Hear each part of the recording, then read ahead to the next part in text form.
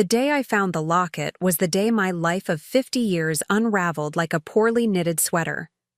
It wasn't in his pocket or hidden in a drawer. It was right there in our garage, in a carved wooden box I'd never seen before, alongside birth certificates with our last name on children I'd never met. 50 years of marriage, and I discovered I wasn't Desmond's only wife. I was just the rich one. Before we jump back in, tell us where you're tuning in from, and if this story touches you, make sure you're subscribed, because tomorrow I've saved something extra special for you. I am Thalia Ashworth, daughter of Ambrose Ashworth, founder of Ashworth Eco Resorts. Growing up in Cascadia Bay, I never questioned my place in the world. Our family estate overlooked the Pacific, perched on cliffs that seemed to touch the heavens. My childhood was a procession of sailing lessons, private tutors, and charity galas where I learned to smile and nod at the right moments. Money was like oxygen, essential but never discussed. My father built his fortune on the radical idea that luxury and environmental consciousness could coexist.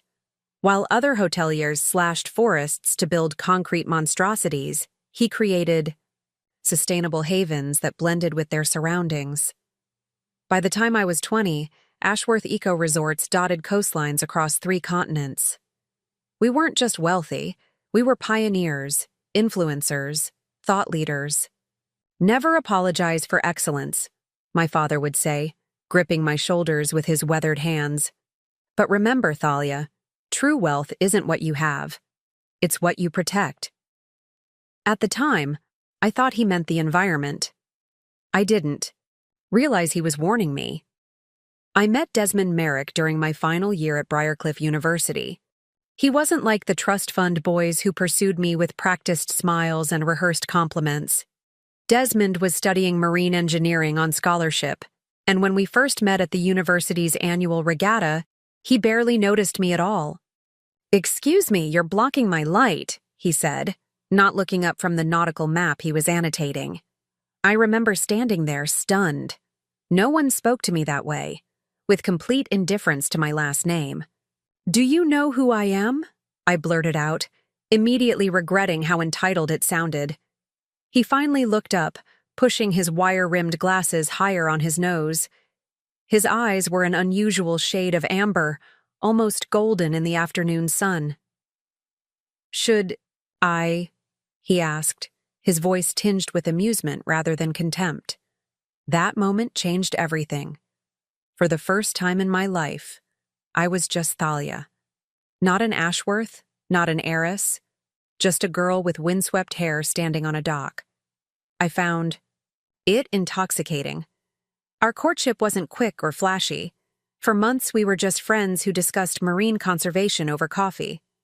He showed me detailed sketches of underwater habitats he was designing, structures that could support coral regeneration. His passion was magnetic. When he spoke about ocean currents and ecosystem balance, his eyes lit up with a fervor I'd never seen in my social circles. "The ocean doesn't care about your pedigree," he told me once as we walked along the shore. "It only respects those who understand its power and protect its secrets." I thought it was the most romantic thing I'd ever heard. On our first proper date, I suggested Le Cirque, the most exclusive restaurant in town. Desmond countered with a picnic at the lighthouse. We ate sandwiches as the sun set, and he pointed out constellations, naming each star with confidence. Later, I learned he'd memorized them all that afternoon from a library book. When he finally kissed me, I felt the world shift beneath my feet. His lips tasted like salt and possibility. "I think I could fall in love with you," I whispered against his neck. He pulled back slightly, his expression serious. "Don't think, Thalia. No, I don't want to be something you're trying on." That night, as I drove home in my imported convertible, I realized I'd never had to work for anything in my life. But Desmond would require effort, real, honest effort.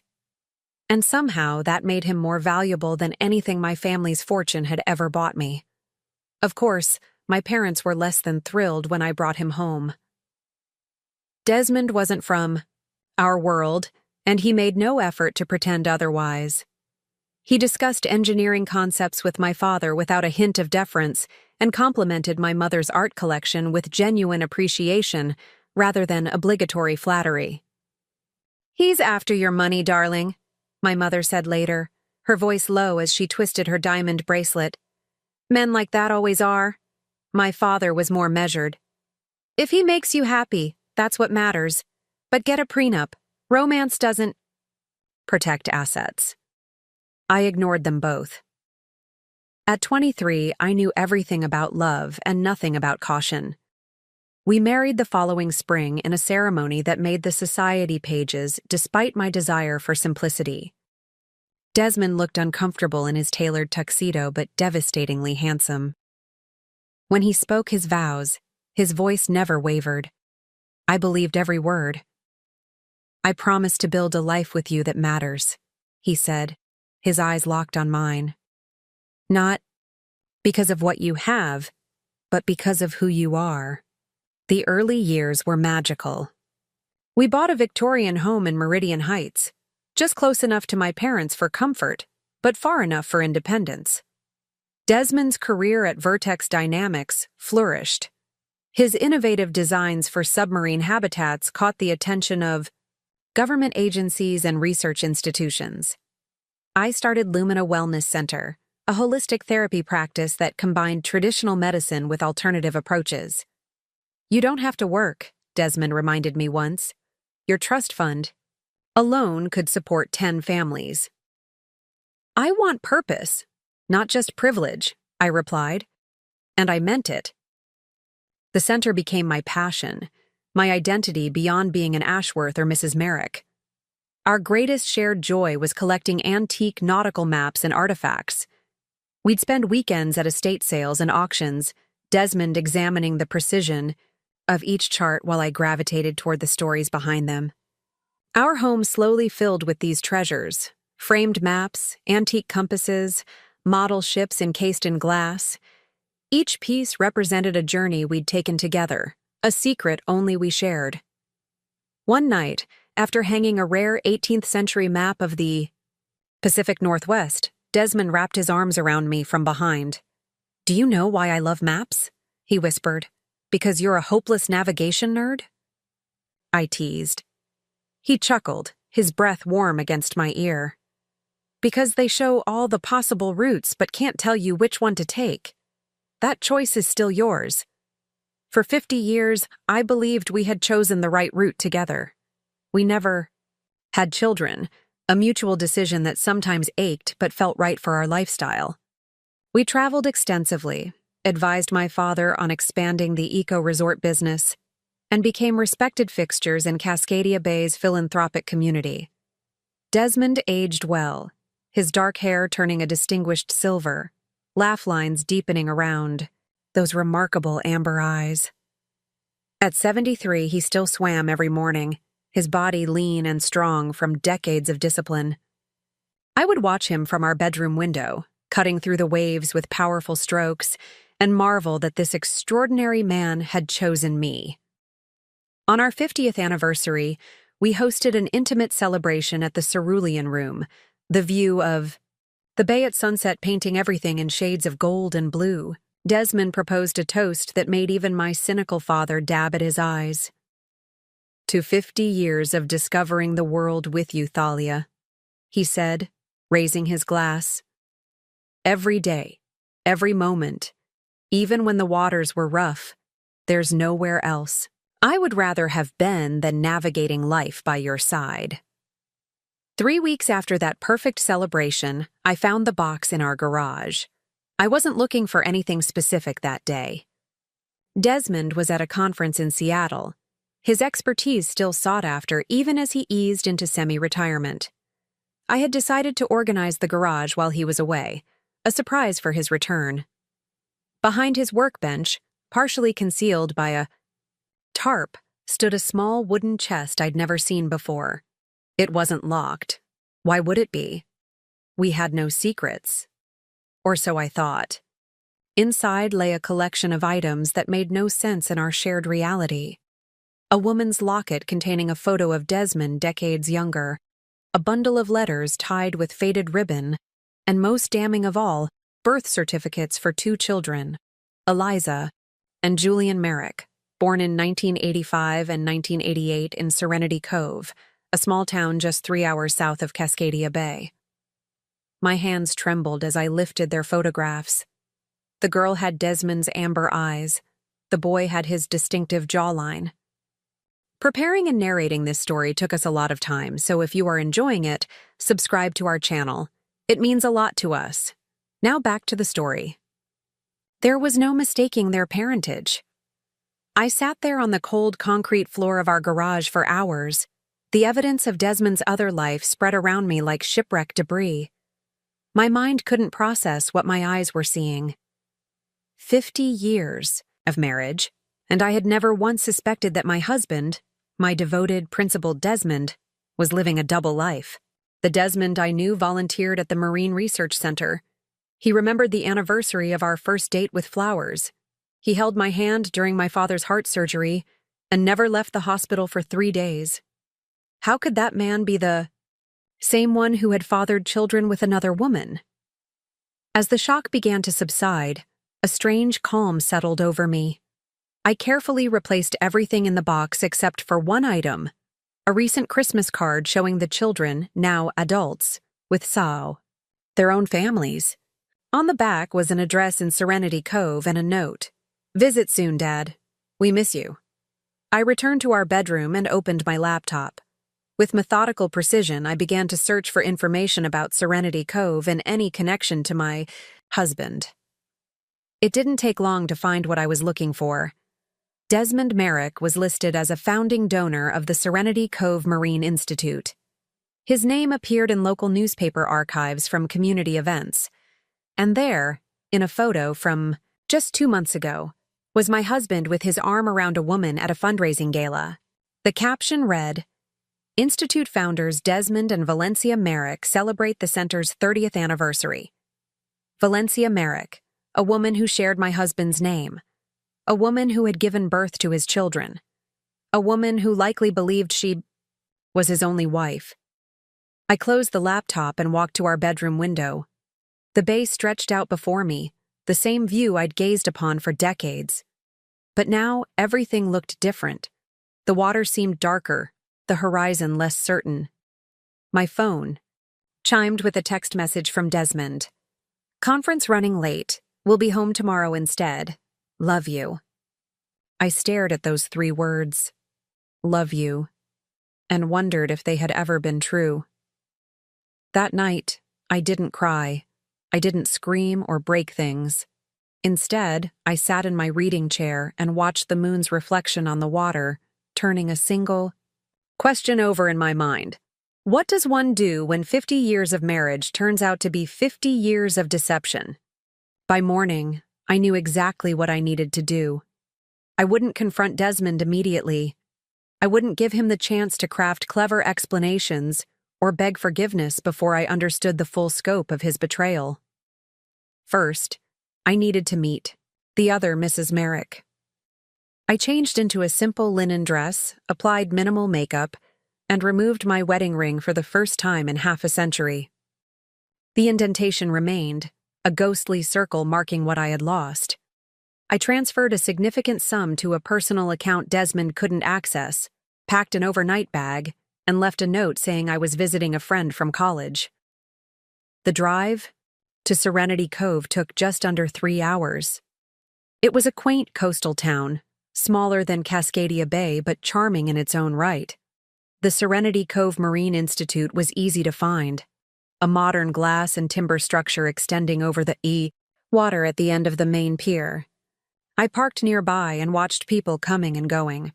Researchers in casual clothes, tourists with cameras, school groups led by enthusiastic guides. It was nearly noon when I saw her, Valencia Merrick, walking briskly toward the institute entrance. Even from a distance, I could see she was striking, tall and lean with silver-streaked dark hair pulled back in a practical bun.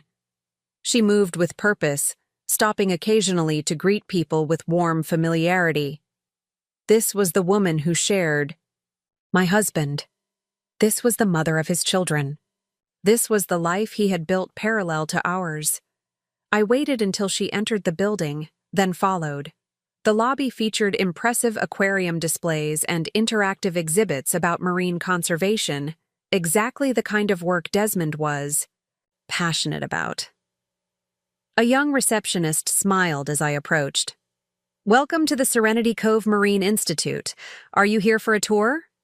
"Actually," I said, surprised by the steadiness of my voice, "I was hoping to speak with Valencia Merrick. Is she available?" "Do you have an appointment? Dr. Merrick's schedule is usually quite full." She was Dr. Merrick. Of course. She was. "I'm an old friend," I said, the lie bitter on my tongue. "I was just passing through town and thought I'd surprise her." The receptionist hesitated, then picked up the phone. "I'll see if she has a moment. Your name?" "Thalia," I said, deliberately omitting my last name. "Thalia from Briarcliff University." A few minutes later, Valencia Merrick emerged from a corridor, her brow furrowed slightly in confusion. She approached with a polite smile that didn't quite reach her eyes that were dark and intelligent, assessing me carefully. "Hello," she said. "I'm Valencia Merrick. I understand you're a friend from Briarcliff, but I'm afraid I don't recall—" "I'm not from Briarcliff," I interrupted quietly. "I'm from Cascadia Bay. My name is Thalia Merrick. I'm Desmond's wife." The color drained from her face. For a moment, I thought she might faint. Then, composing herself with visible effort, she glanced around the lobby and lowered her voice. "My office, now." I followed her through a labyrinth of corridors to a spacious office overlooking the water. Marine biology textbooks lined the shelves alongside framed photographs. Valencia with Desmond, with their children, with grandchildren I had never known existed. A family portrait from what appeared to be a recent holiday gathering sat prominently on her desk. Desmond was at the center, beaming with pride. Valencia closed the door and leaned against it, as if physically blocking the truth from escaping into the world. "This isn't possible," she finally said. "Desmond and I have been married for 45 years. And so began the most surreal conversation of my life. Two women in their 70s, comparing notes on the man they had both called husband for nearly half a century. Every other month, he travels for conferences and consulting work," Valencia explained, her voice hollow. 2 weeks away, 6 weeks home. It's been our rhythm since the children were small." "He tells me the same," I replied. "Except in my version, it's 2 weeks away, 6 weeks home with me." We sat in silence, the weight of this revelation pressing down on us both. Outside Valencia's office window, the ocean continued its eternal rhythm, indifferent to our pain. "Do you have children?" she finally asked. "No," I answered. He and I, decided against it." A bitter smile crossed Valencia's face. How convenient for him. As the afternoon wore on, we pieced together the intricate architecture of Desmond's deception. He had met Valencia shortly after our marriage, while working on a research project in Serenity Cove. Unlike me, Valencia came from modest means. She had been a brilliant marine biology student working her way through graduate school. "He funded my doctoral research," she explained. "Told me he had family money but wanted to make his own way. Said he was developing underwater habitats and needed a biologist to consult." One thing led to another. 5 years after marrying me, Desmond had married Valencia in a small ceremony by the sea. She never questioned his frequent absences. His work took him all over the world, and she had her own career to build, children to raise. "He gave us a good life," she said, gesturing to the photographs. "He was here for every important moment, birthdays, graduations, holidays. The children adore him." I thought about our childless home in Cascadia Bay, the holidays spent traveling to exotic locations, the freedom we enjoyed without family obligations. Had Desmond planned it all this way? two perfect, separate lives with minimal risk of collision? Did you ever suspect? I asked. Valencia shook her head slowly. There were moments. Inconsistencies in stories, phone calls he'd take outside. But 50 years ago, there was no social media, no easy way to check on someone. And after a while, you stop questioning. You just trust. Trust. The word hung between us like a bad joke. What will you do now? She asked, her voice small yet determined. I looked at this woman, my rival, my unexpected ally, and felt a strange kinship. We had both been deceived by a master manipulator, a man who had compartmentalized his life, with surgical precision for half a century. I don't know yet, I admitted. But I think we should talk to your children, his children, before we decide anything. Valencia nodded slowly. They're both in town this week. Julian lives here with his family. Eliza is visiting from Portland with her husband. Do they know about me? I asked, dreading the answer. No, she said firmly.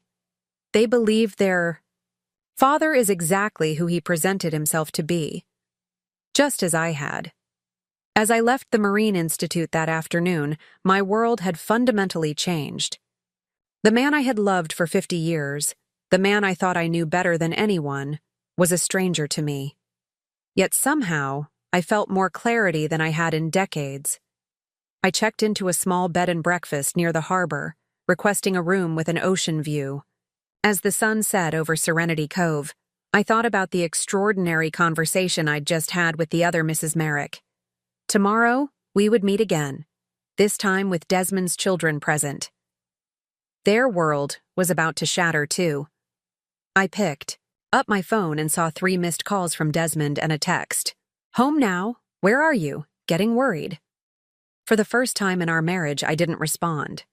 Instead, I opened my laptop and began transferring funds, documenting assets, and gathering the financial information I would need in the days ahead.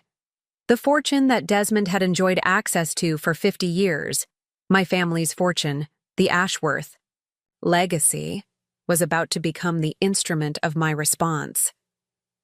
My father had been right all those years ago. True wealth isn't what you have. It's what you protect. And I was finally ready to protect myself. Valencia and I agreed to meet at her home the following morning. She lived in a modest but beautiful cedar-shingled house overlooking the harbor, with a wraparound porch and wind chimes that sang in the sea breeze. It was exactly the kind of place Desmond had always claimed to admire. Authentic, he called it, not ostentatious like those mansions in Meridian Heights. The irony wasn't lost on me that he had happily resided in one of those ostentatious mansions for half a century, while maintaining this idyllic coastal retreat with his other family. I arrived early, parking my rental car a block away to gather my thoughts. The morning fog was rolling in from the ocean, shrouding the fishing boats in ethereal white. For a moment, I considered driving away, returning to Cascadia Bay, confronting Desmond alone, preserving these strangers from the pain I was about to inflict. But that would be another deception, another manipulation. The truth, however brutal, was the only path forward. Valencia opened the door before I could knock, as if she'd been watching for me. She looked different today, her silver-streaked hair loose around her shoulders, her face bare of makeup, her eyes red-rimmed from what I assumed had been a sleepless night. "They'll be here at 10, she said without preamble. I told them it was important family business. I nodded, following her into a sunlit kitchen that smelled of coffee and cinnamon. Family photos covered the refrigerator, holidays, graduations, fishing trips. Desmond featured prominently in most of them, his arm around Valencia or his children, that familiar smile crinkling his amber eyes, the same smile that greeted me each morning in Cascadia Bay. "Did you tell Desmond where you are?" Valencia asked, pouring coffee into a handmade mug. "No," I replied. "He thinks I'm visiting a college friend." "You?" He believes I'm fully occupied with the Institute's annual fundraising gala. He's not due back here for another week. She passed me the coffee. Sugar? No, thank you. Black is fine. We sat at her kitchen table, two elderly women bound by betrayal, sipping coffee and waiting for the next act in this absurd drama to begin. Outside, a hummingbird darted among the fuchsias hanging from the porch, vibrant, purposeful, free. How will we do this? I asked finally. Valencia brushed a strand of hair from her face, a gesture so weary it made my heart ache despite everything. Directly, without emotion, if possible. She attempted a smile that didn't reach her eyes, though that seems unlikely. At precisely 10 o'clock, the front door opened and voices filled the entryway. Warm, familiar greetings between family members who expected nothing more than an ordinary day. "Mom, we're here." A woman's voice, bright and confident. "In the kitchen," Valencia called back, standing straighter, smoothing her blouse with trembling hands. They entered together, a woman and a man in their late 30s or early 40s, both tall like Desmond, both carrying his features in different ways. The woman, Eliza, I presumed, had his amber eyes and quick smile. The man, Julian, had his strong jawline and thoughtful expression. They noticed me immediately, their faces registering polite curiosity. "Oh, hello," Eliza said, extending her hand. "I'm Eliza Merrick Chen. Are you a colleague of Mom's?" I took her hand, feeling the warmth of her skin against mine, seeing Desmond in the angle of her wrist. "No," I said gently. "I'm Thalia Merrick. I'm married to your father." The silence that followed was absolute. Julian froze halfway into a chair. Eliza's hand went slack in mine before she withdrew it sharply. "That's not funny," Julian said, his voice low. "Our parents have been married for 45 years. 45 years, 2 months, and 17 days, I confirmed. Your father married Valencia on June 12, 1980. He married me on April 25, 1975. They turned to Valencia, expecting denial, outrage, anything but the quiet resignation that lined her face. "Mom?" Eliza whispered. "What is this?" Valencia gestured for them to sit. "Please. We need to talk." What followed was a conversation that none of us were prepared for. Valencia and I took turns explaining what we had discovered. The dual lives, the carefully orchestrated absences, the elaborate lies that had sustained 2 parallel marriages for nearly half a century. Julian paced the kitchen as we spoke, occasionally stopping to examine a family photo as if searching for clues he had missed. Eliza sat motionless, tears streaming silently down her face. "This can't be real," she kept saying. "Dad wouldn't do this. He couldn't." But he had. And as the morning wore on, the evidence became undeniable. I showed them photographs from my phone. Our home in Cascadia Bay, holiday celebrations, our 50th anniversary party just weeks ago.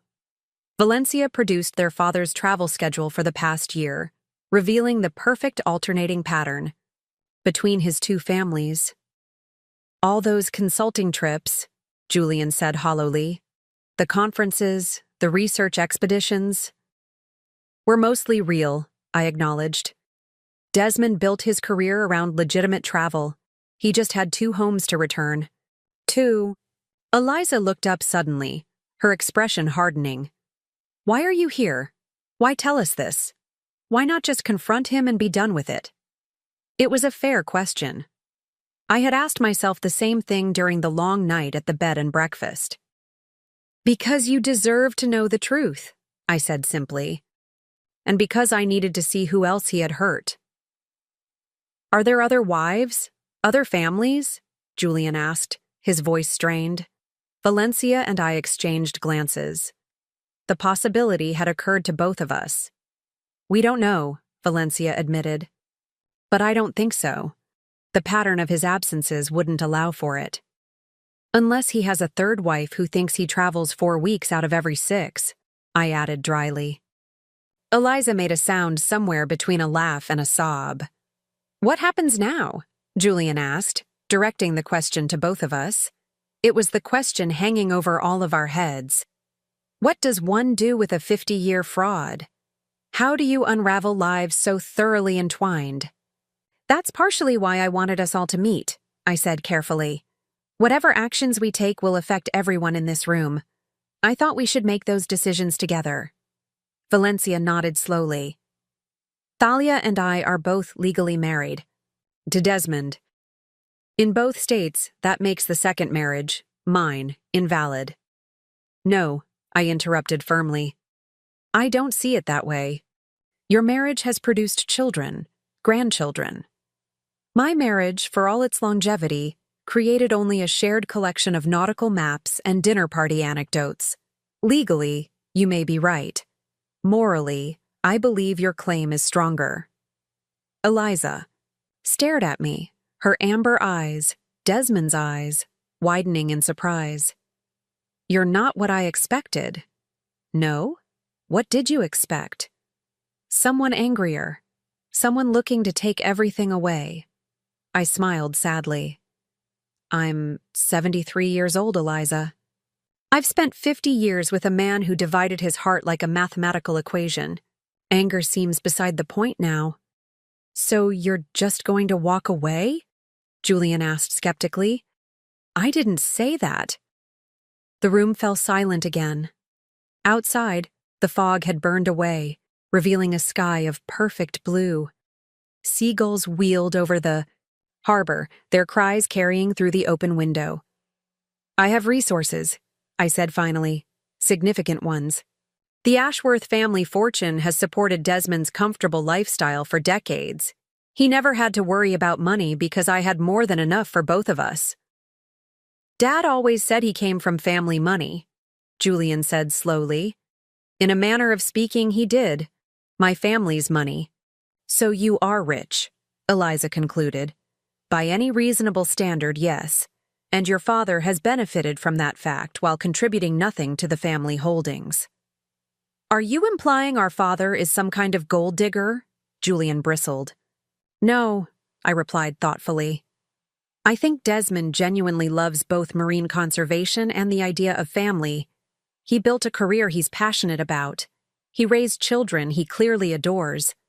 But he also enjoyed the freedom my wealth provided, the travel, the art, the lifestyle. He found a way to have everything he wanted without making difficult choices. Valencia, who had been quiet during this exchange, finally spoke. Desmond returns to Cascadia Bay tomorrow, correct? I nodded. According to his text messages, yes. And he's not due back here for another week, she continued, which gives us time. Time for what? Eliza asked. Valencia's expression shifted, a steely determination replacing her earlier vulnerability. Time to decide how we're going to handle this.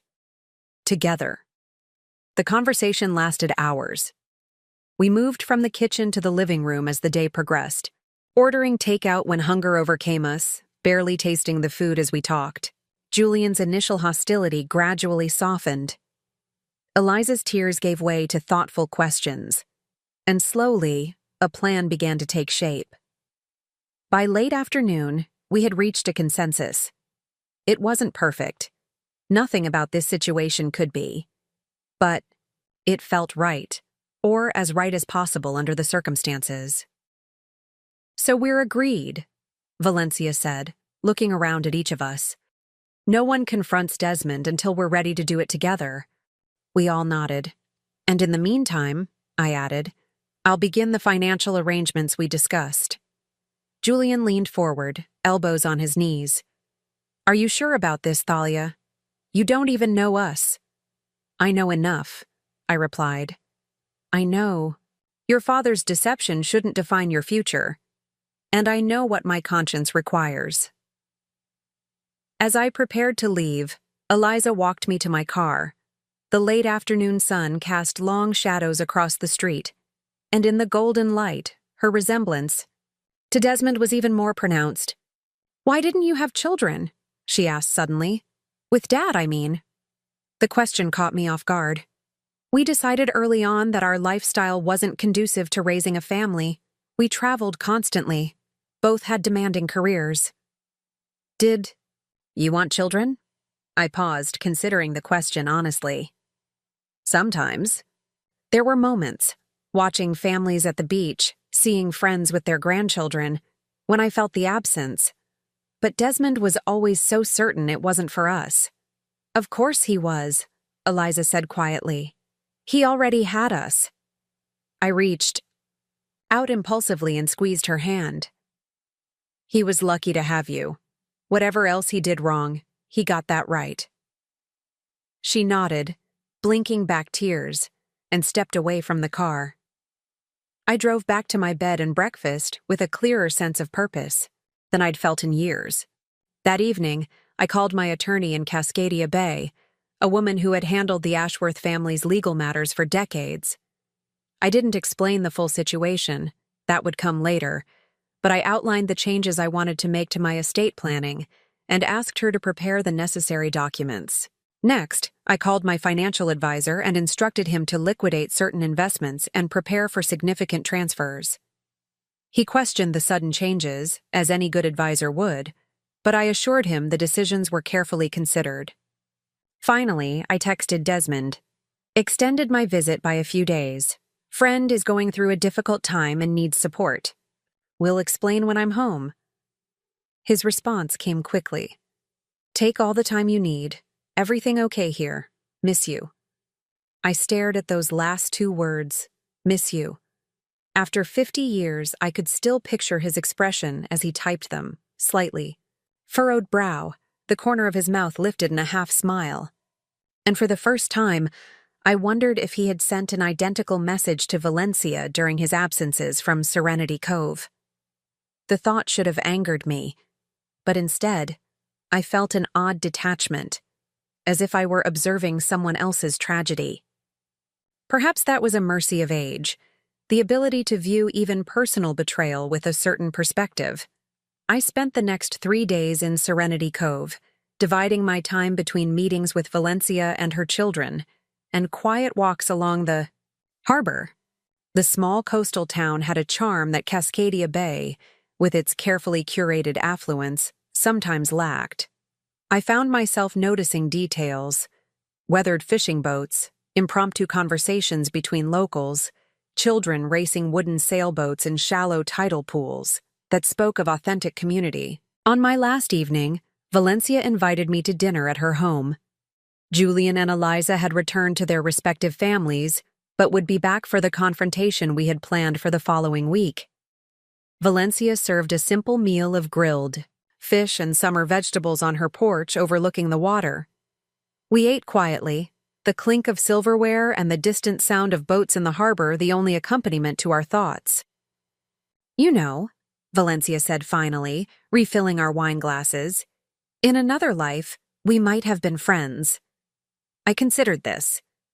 Perhaps, though I suspect we're very different women. Are we? We both built careers in helping professions. Both valued independence. Both fell in love with the same impossible man. I smiled despite myself. "When you put it that way." "Did he make you happy?" she asked, her gaze direct. "Truly?" The question deserved an honest answer. I took my time, sipping the wine, watching the last rays of sunlight shimmer on the water. "Yes," I said finally. Not perfectly, not consistently, but genuinely. There were frustrations, of course, his extended absences, his occasional melancholy when he returned from trips. But when Desmond was present, he was fully present, attentive, engaged, interested in everything about my life and thoughts. "I know exactly what you mean," Valencia said softly. "When he's here, the world seems more vibrant somehow." We fell silent again, two women sharing the strange intimacy of knowing the same man's heart. "Do you hate me?" she asked suddenly. "No," I replied without hesitation. "How could I?" You're as much a victim in this as I am. But I'm the second wife, the other woman. Without knowing it, without choosing it. I shook my head firmly. Desmond is the architect of this deception, not you. Valencia's shoulders relaxed slightly, a tension releasing that I hadn't fully recognized until it was gone. Thank you for that. As the evening deepened into night, we found ourselves sharing stories, not about Desmond, but about our own journeys.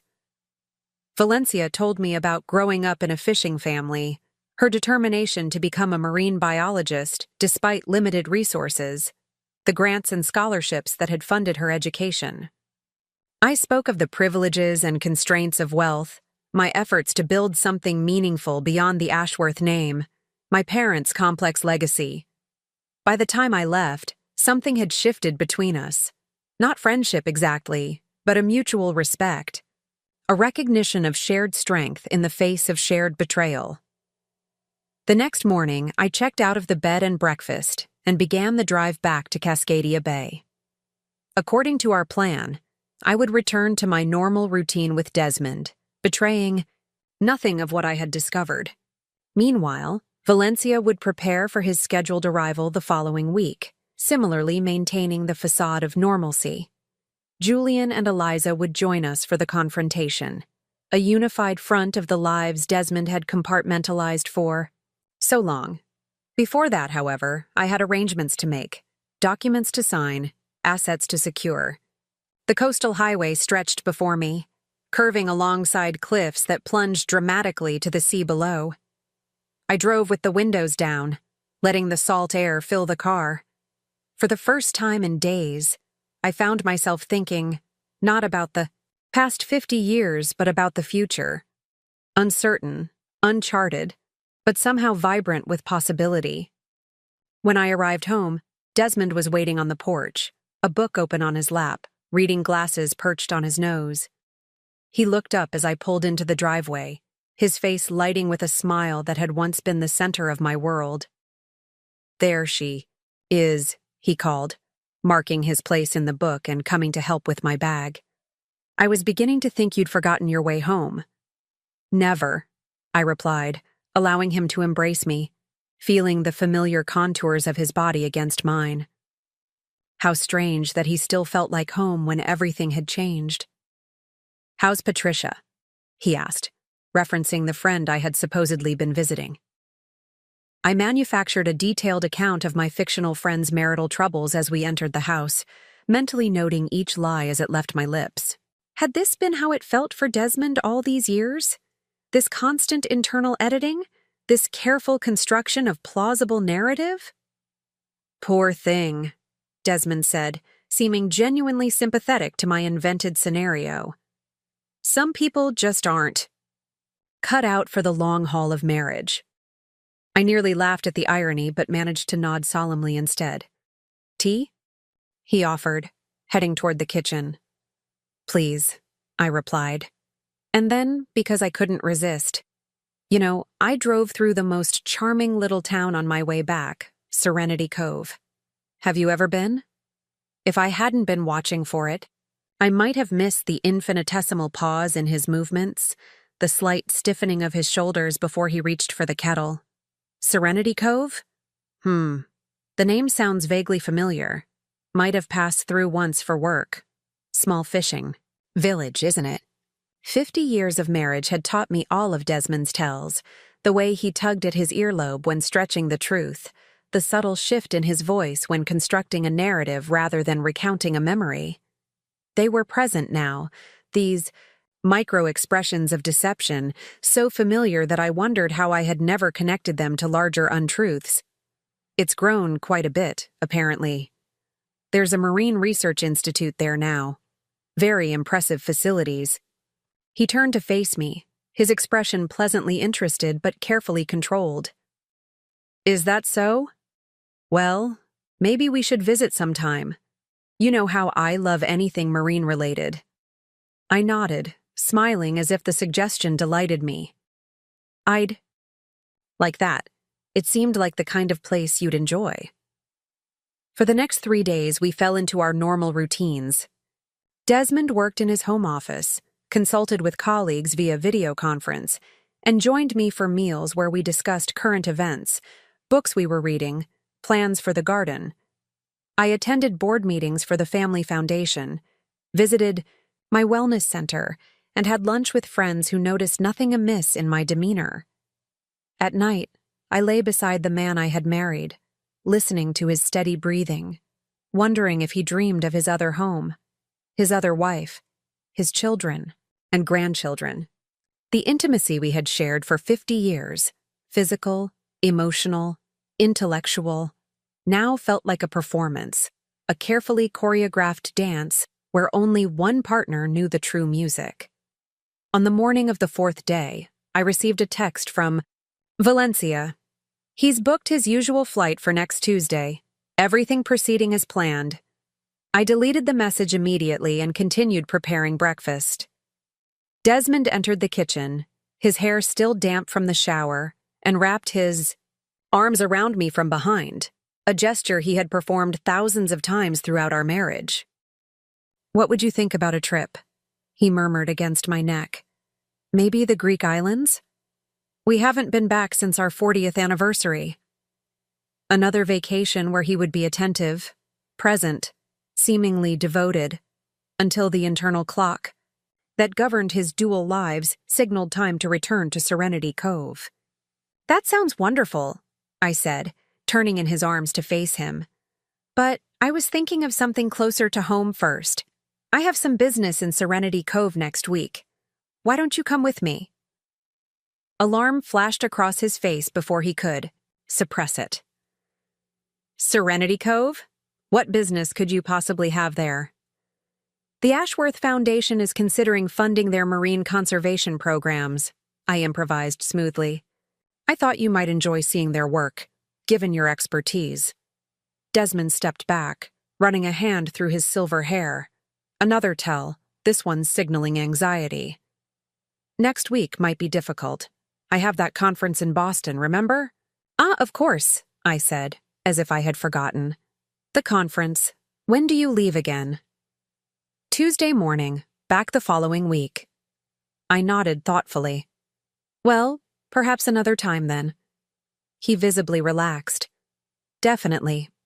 Maybe after Boston, now about those Greek islands." We spent the weekend in domestic tranquility.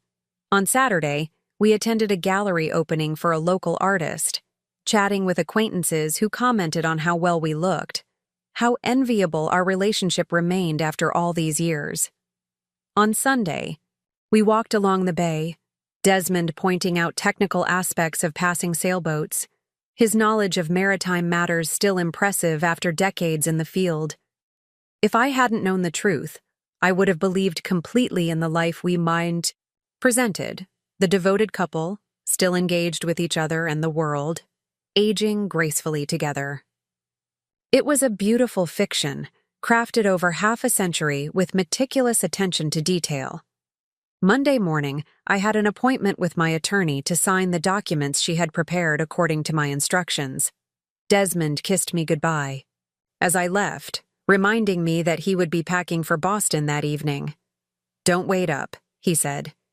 "You know how I get before travel, checking and rechecking everything." I smiled, recognizing another familiar pattern. Desmond always created distance before his departures, emotional space that made the physical separation less noticeable. "I understand," I replied. "I have calls to make tonight anyway." At the law firm, I reviewed the documents carefully before signing. My attorney, Elena Vasquez, watched with professional concern. "Are you certain about these changes, Thalia? They represent a significant restructuring of your estate." "I've never been more certain," I assured her. "The foundation will continue its work. My affairs will be in order, and certain. Inequities will be addressed." She nodded, still looking troubled. "And Desmond? He's aware of these modifications?"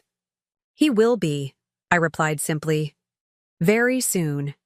By the time I returned home, Desmond had finished packing. His suitcase stood by the door, his travel documents neatly arranged on the entry table. He was in his study making final notes on a presentation he would supposedly be delivering in Boston. "All set for tomorrow?" I asked, leaning against the doorframe. He looked up with a distracted smile. "Just about. Early flight, so I'll need to leave by 6. Would you like me to drive you to the airport? No need to disrupt your morning. I've arranged a car." Of course he had. Desmond always drove himself to the airport for his fictitious conferences.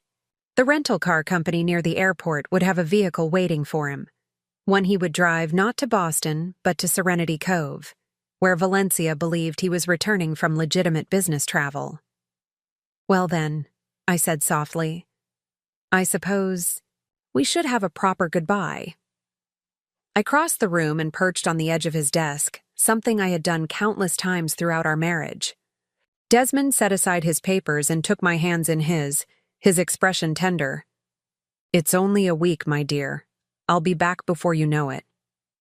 "Will you?" I asked, studying his face.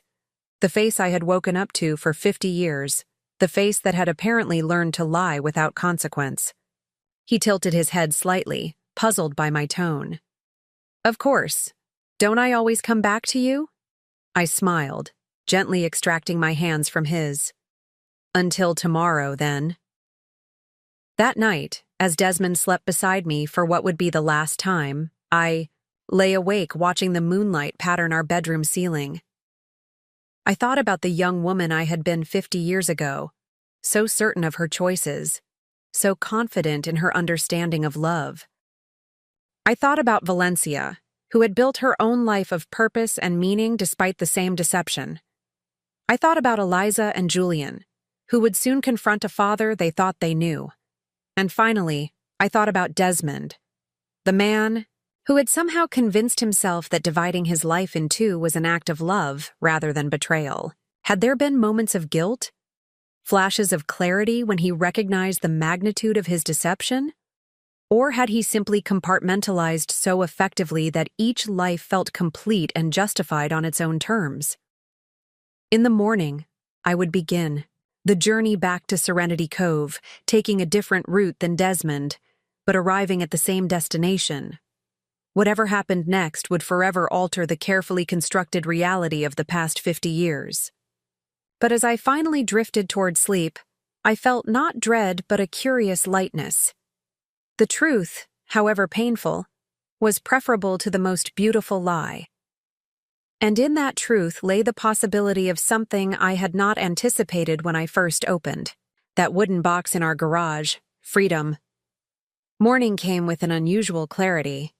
I watched Desmond from the bedroom doorway as he moved through his departure routine, checking his wallet, securing his watch, adjusting his collar in the hallway mirror.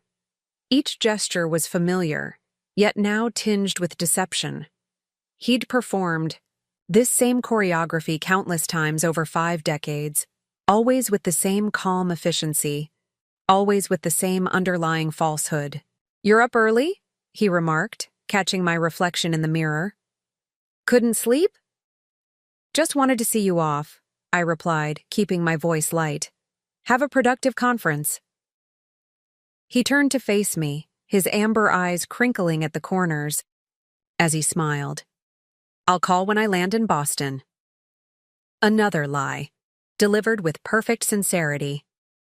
He would call, certainly, but from a rental car traveling north along the coastal highway to Serenity Cove. "Safe travels," I said, accepting his kiss on my cheek, breathing in the scent of his aftershave, sandalwood and citrus, the same fragrance I had given him for our 10th anniversary. I stood at the window watching as the car service arrived, as Desmond loaded his suitcase into the trunk, as he gave a final wave before sliding into the back seat. The morning sun caught his silver hair, illuminating it like a halo. Even now, after everything, I could acknowledge his handsomeness, the dignified grace of his bearing. Once the car disappeared around the bend, I moved with purpose. I had given myself exactly 1 hour before beginning my own journey. First, a call to my assistant at Lumina Wellness Center, explaining that I would be away for the week on family business. Next, a text to Valencia confirming Desmond's departure. Finally, I retrieved my own packed suitcase from the guest room closet and placed it by the front door. Before leaving, I walked slowly through our home, the home we had shared for 50 years. The nautical maps that lined the hallway, each representing a piece of our shared history, the antique telescope in the study, positioned to capture the perfect view of the bay, the kitchen where we had prepared countless meals together, Desmond, always precise in his measurements, me more intuitive in my approach. In our bedroom, I opened his closet, running my fingers along the row of tailored suits, casual linen shirts, and the collection of sweaters I had given him over the years. On impulse, I selected one, a cable knit cardigan in deep navy that he particularly favored, and added it to my suitcase. A token, perhaps, of the life we had built, however illusory it might have been. At precisely 8:30, I locked the front door and placed my suitcase in the trunk of my own car. I had chosen to drive rather than fly, wanting the time alone to prepare, mentally, for what lay ahead. The coastal highway stretched before me, the same route Desmond would be taking in his rental car later that day. Would we pass each other on the road?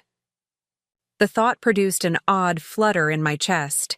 Not anxiety exactly, but a heightened awareness of the surreal situation.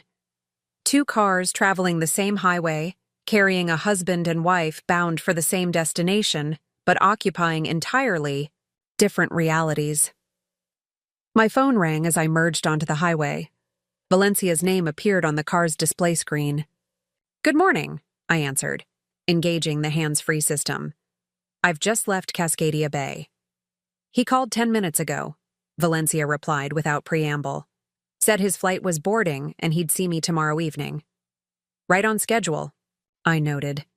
He told me the same, except substitute conference for you and next week for tomorrow evening. A heavy silence filled the line before Valencia spoke again. "Are you certain about going through with this?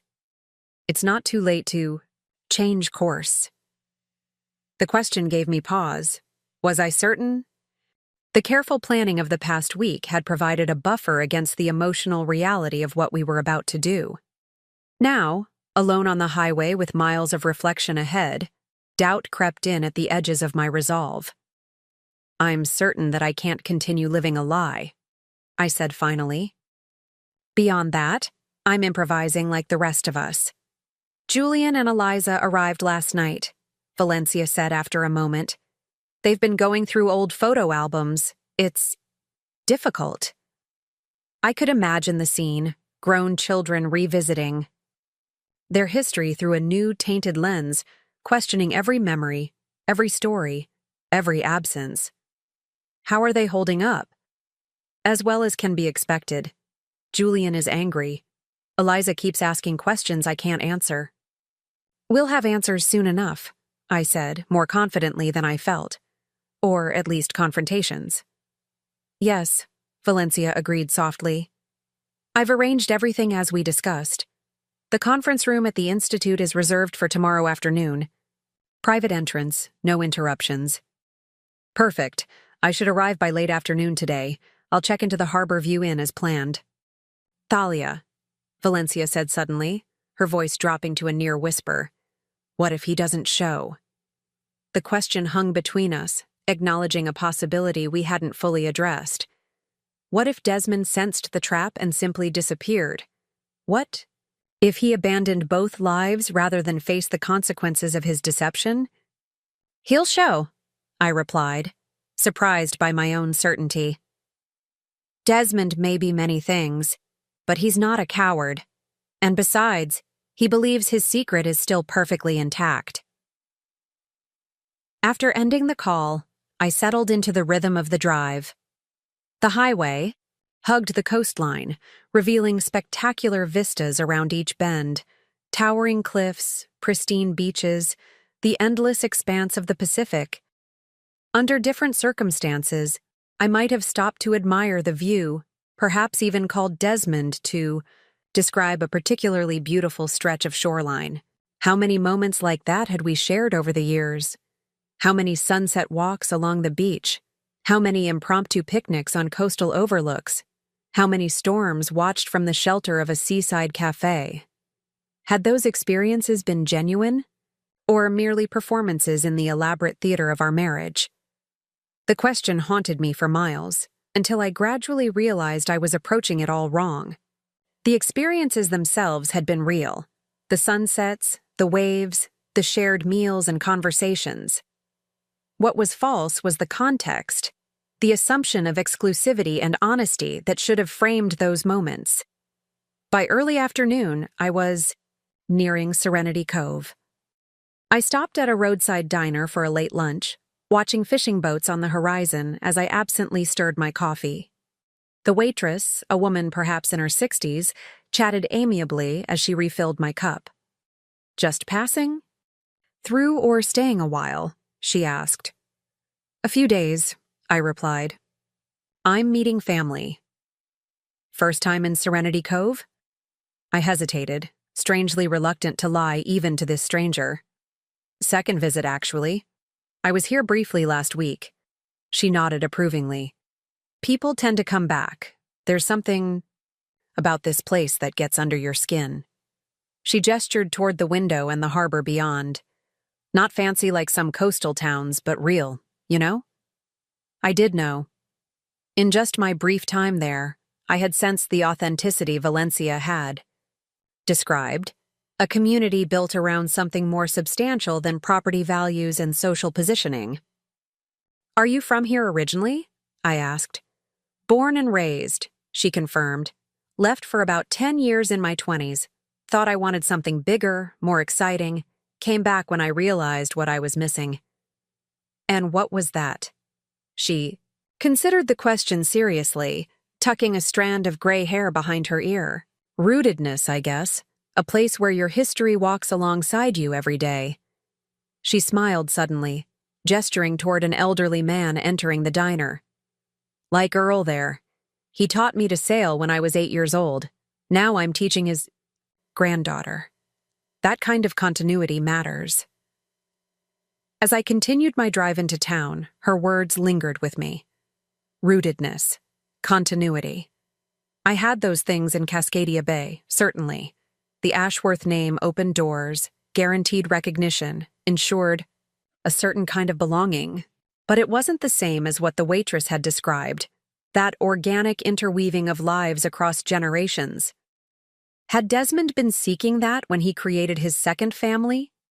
The thought was uncomfortable, but not entirely implausible. Our decision not to have children had been mutual. Yet looking back, I wondered if Desmond had acquiesced rather than truly agreed. Perhaps the life he built in Serenity Cove, with children, grandchildren, community connections, represented desires he had suppressed in our marriage. The rationalization didn't excuse his deception, of course. Nothing could justify 50 years of elaborate lies. But understanding his motivations might help me navigate the confrontation that lay ahead. The Harborview Inn was exactly as Valencia had described it, a refurbished Victorian building overlooking the marina, its blue-gray clapboard exterior weathered by sea air but meticulously maintained. Inside, a cozy lobby featured maritime artifacts and comfortable seating arranged to maximize the harbor view. I checked in under my own name, declining the young receptionist's offer of assistance with my luggage. My room on the 3rd floor provided a panoramic view of the harbor, fishing boats returning with the day's catch, seagulls wheeling above the docks, and in the distance, the glass and timber structure of the Serenity Cove Marine Institute where tomorrow's confrontation would occur. After unpacking, I sent a brief text to Valencia confirming my arrival. Her response came quickly. "Dinner at my house? 7 p.m.? Just us." I accepted the invitation, both curious and apprehensive about another evening with the woman who shared my husband. Despite the circumstances, I had come to appreciate Valencia's directness, her emotional honesty, her refusal to play the victim despite every justification for doing so. As I freshened up for dinner, my phone chimed with an incoming call. Desmond's name flashed on the screen, sending an unexpected jolt through me. For a moment I considered not answering, but that would only raise suspicions. Hello, I said, working to keep my voice casual. Just landed in Boston, came his familiar voice. Warm and intimate as ever. Thought I'd check in before heading to the hotel. Another lie, seamlessly delivered. He hadn't landed in Boston. He was likely still driving north, perhaps only an hour or two away from Serenity Cove. How was the flight? I asked, playing my part in this final act of our deception. Smooth enough, a bit of turbulence over the Midwest, but nothing serious. There had been no flight, no turbulence, no Midwest crossing, just a man in a rental car fabricating details with practiced ease. Well, I'm glad you arrived safely, I said, the irony of my words not lost on me. Have a good evening. You, too, love. What are your plans tonight? For a fleeting moment, I was tempted to tell him the truth. I'm having dinner with your other wife to finalize plans for your downfall. Instead, I manufactured a plausible evening of solitude. Just a quiet night in. Might finish that novel I've been reading. Perfect. Get some rest. I'll call again tomorrow. After we hung up, I sat on the edge of the bed, phone still in hand, a strange numbness spreading through me. 50 years of such calls, 50 years of casual deceptions woven into the fabric of our communication. How had I never sensed the falseness? Had I been willfully blind, or simply trusting of a man who had perfected the art of duplicity? At precisely 7, I arrived at Valencia's cedar-shingled house. The evening was mild, a gentle breeze carrying the scent of salt and flowering jasmine. Valencia opened the door, wearing a simple linen dress, her silver-streaked hair pulled back, in a loose bun, casual yet elegant in a way that suited her natural dignity. "Welcome back," she said, gesturing me inside. "I've opened a bottle of wine if you'd like some." "That would be lovely, thank you." We moved to the kitchen where Valencia had prepared a simple meal, a salad of local greens, crusty bread, and a steaming pot of what smelled like cioppino, the Italian-American fisherman's stew. "Hope you like seafood," she said, ladling the fragrant stew into bowls. "It's a specialty here." "It smells wonderful," I assured her. "Desmond and I often." "Well, he enjoys seafood as well." An awkward silence fell at the mention of his name. Valencia handed me a glass of wine, her expression thoughtful. "It's strange, isn't it? Having these parallel experiences with the same man." I nodded, taking a sip of the crisp white wine. "Like we've been living in adjacent universes that suddenly collapsed into one." "Exactly."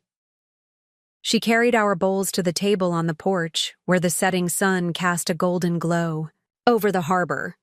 Julian asked me earlier if I thought Desmond loved us both equally, as if that would somehow make it better. "What did you tell him?" Valencia settled into her chair, considering the question. "That love isn't quantifiable, that whatever Desmond felt for either of us was complicated by his own deception, that in the end it doesn't really matter. The betrayal overshadows everything else." "Wise answer," I murmured. "Not wise enough to have seen through him for 45 years, she replied wryly. We ate in companionable silence for a few minutes, the only sounds the clink of spoons against bowls and the distant call of seagulls. The stew was delicious, rich with tomatoes, wine, and a variety of seafood that spoke of local harvesting, rather than commercial sourcing. "Did you make this?" I asked. Valencia nodded. "My father's recipe. He was a fisherman before the arthritis got too bad. Taught me everything about selecting seafood, preparing it properly." "It's wonderful," I said sincerely. "In another lifetime, you could have been a chef." She smiled, the compliment clearly pleasing her. "In another lifetime, I might have been many things. But I've never regretted my choices. Marine biology, motherhood, this town." She paused, swirling her wine thoughtfully. "Just my choice of husband." Same, I admitted. Though I wonder sometimes if I would have accomplished more without Desmond and the comfortable life we built. It's easy to grow complacent when you have everything you think you want. And now?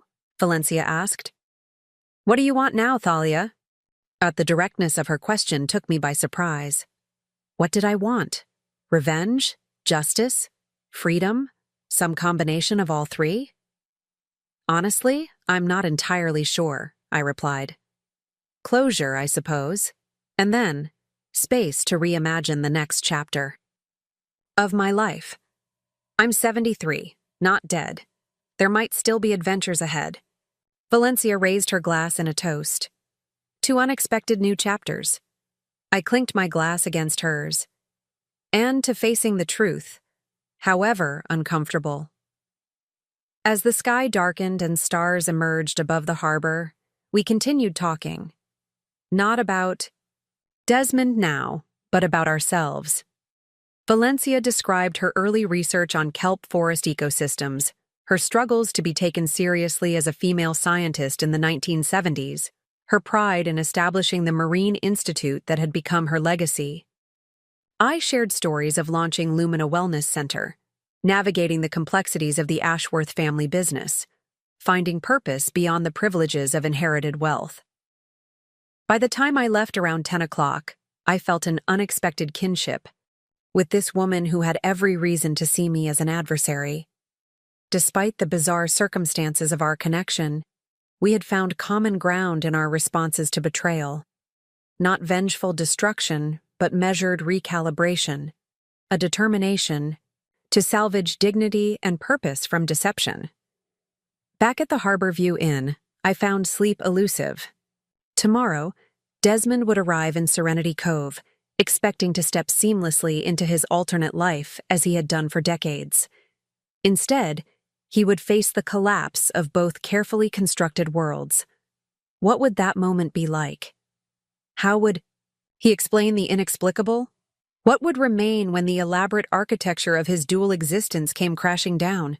Morning brought no answers, only a heightened anticipation that made ordinary activities, showering, dressing, ordering breakfast, feel surreal in their normalcy.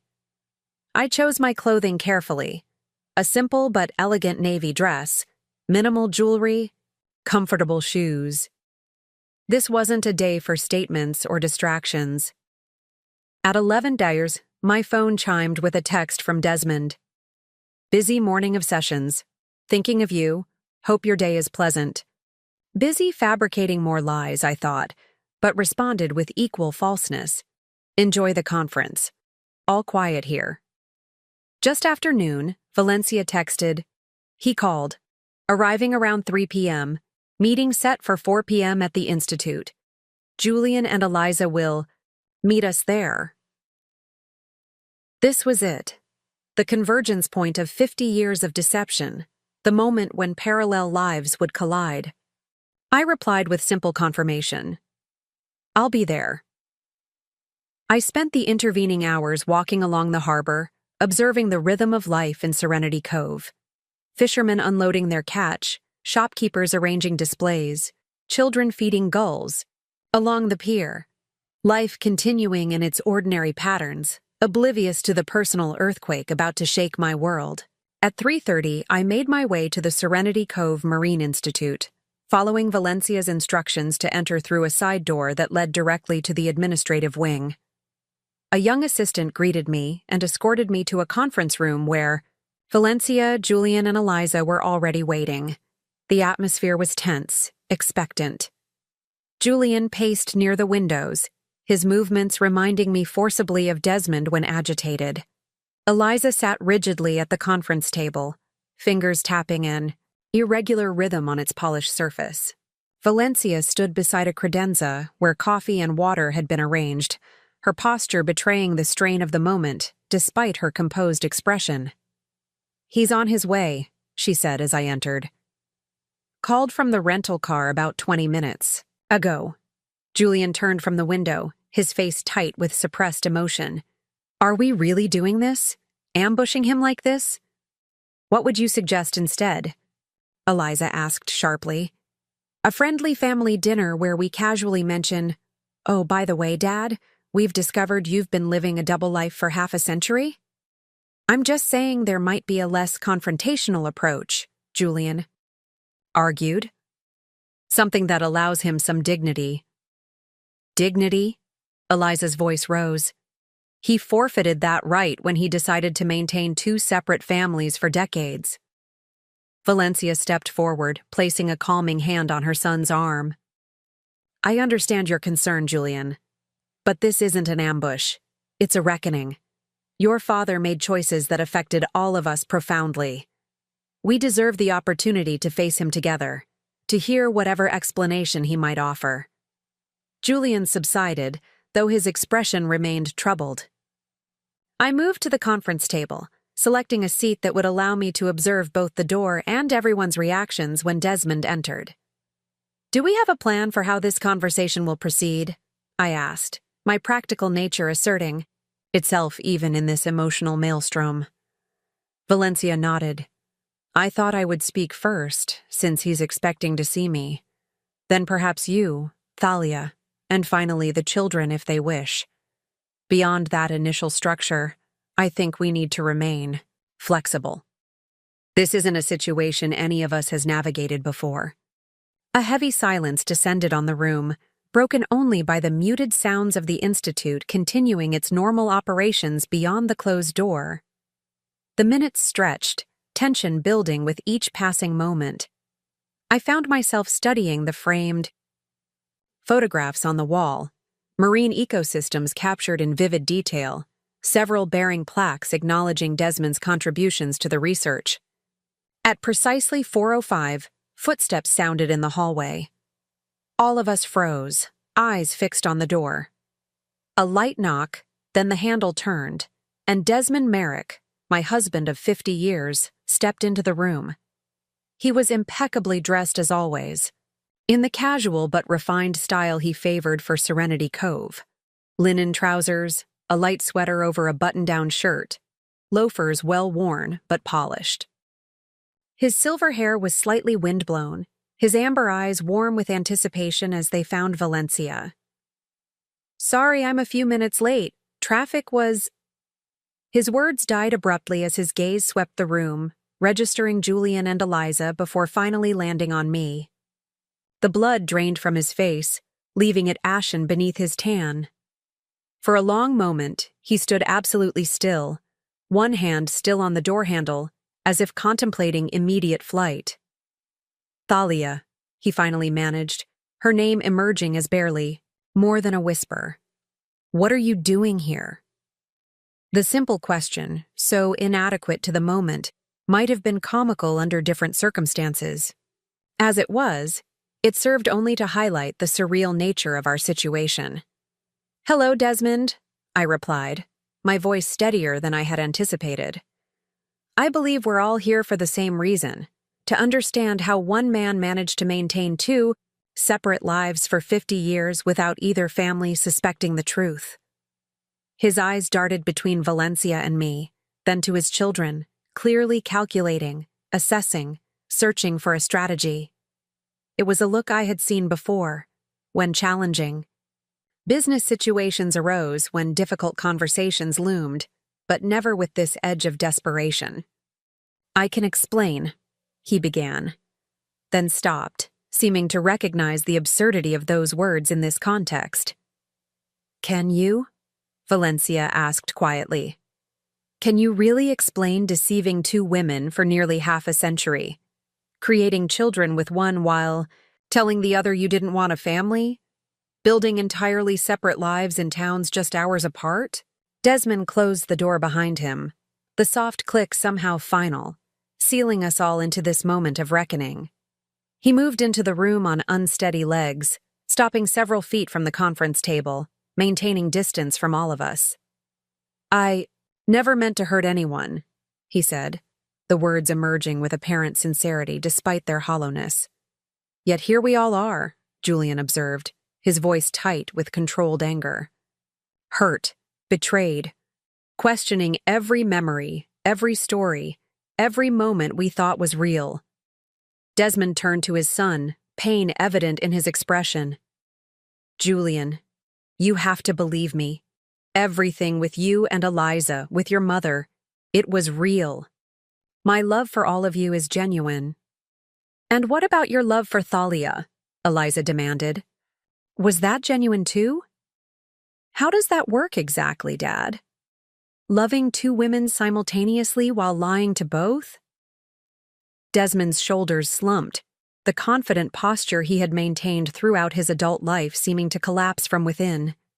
He looked suddenly older, diminished, the weight of his deception physically manifesting. Please, he said, gesturing vaguely toward the chairs. May I sit? This isn't a conversation I ever expected to have, but if we're going to have it, perhaps we could all sit down. It was such a reasonable request, so characteristic of the Desmond I knew, always seeking to civilize difficult moments, to impose order on chaos. Despite everything, I found myself nodding, and the others followed suit, taking seats around the conference table like participants in the world's most dysfunctional board meeting. As Desmond settled into a chair opposite mine, our eyes met. Across the polished expanse of the table. For 50 years I had looked into those amber depths, believing I knew the man behind them. Now I searched for some hint of the person he truly was, the architect of this elaborate deception, the husband who had shared my bed and another woman's with equal commitment, the man who had constructed a life so compartmentalized that it had taken 5 decades to unravel. I'm listening, Desmond, I said quietly. We all are. If you can explain, now is the time. He drew a deep breath, his gaze moving from face to face around the table, lingering on each of us as if memorizing features he feared he might never see again. Then, with a resignation that seemed to settle over him like a heavy cloak, Desmond Merrick began to speak. I never planned for any of this to happen. Desmond's opening words hung in the conference room air, met with silence from the 4 of us seated around the table. His hands trembled slightly as he placed them flat on the polished surface, as if trying to anchor himself to something solid amid the emotional chaos. It began innocently enough, he continued, his voice steady despite his obvious distress. Thalia and I had been married for 5 years when I first came to Serenity Cove for a research project. The marine ecosystems here were relatively unstudied. Then, and the data was crucial for a habitat restoration program I was developing. He glanced at Valencia, whose face remained impassive. I met Valencia at the University Extension Office. She was brilliant, passionate about marine conservation in a way few people were back then.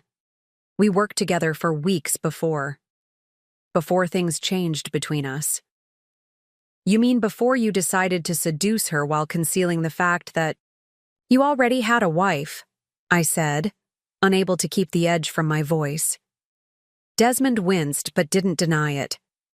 I told myself it was just a temporary connection, something that would end when the project concluded.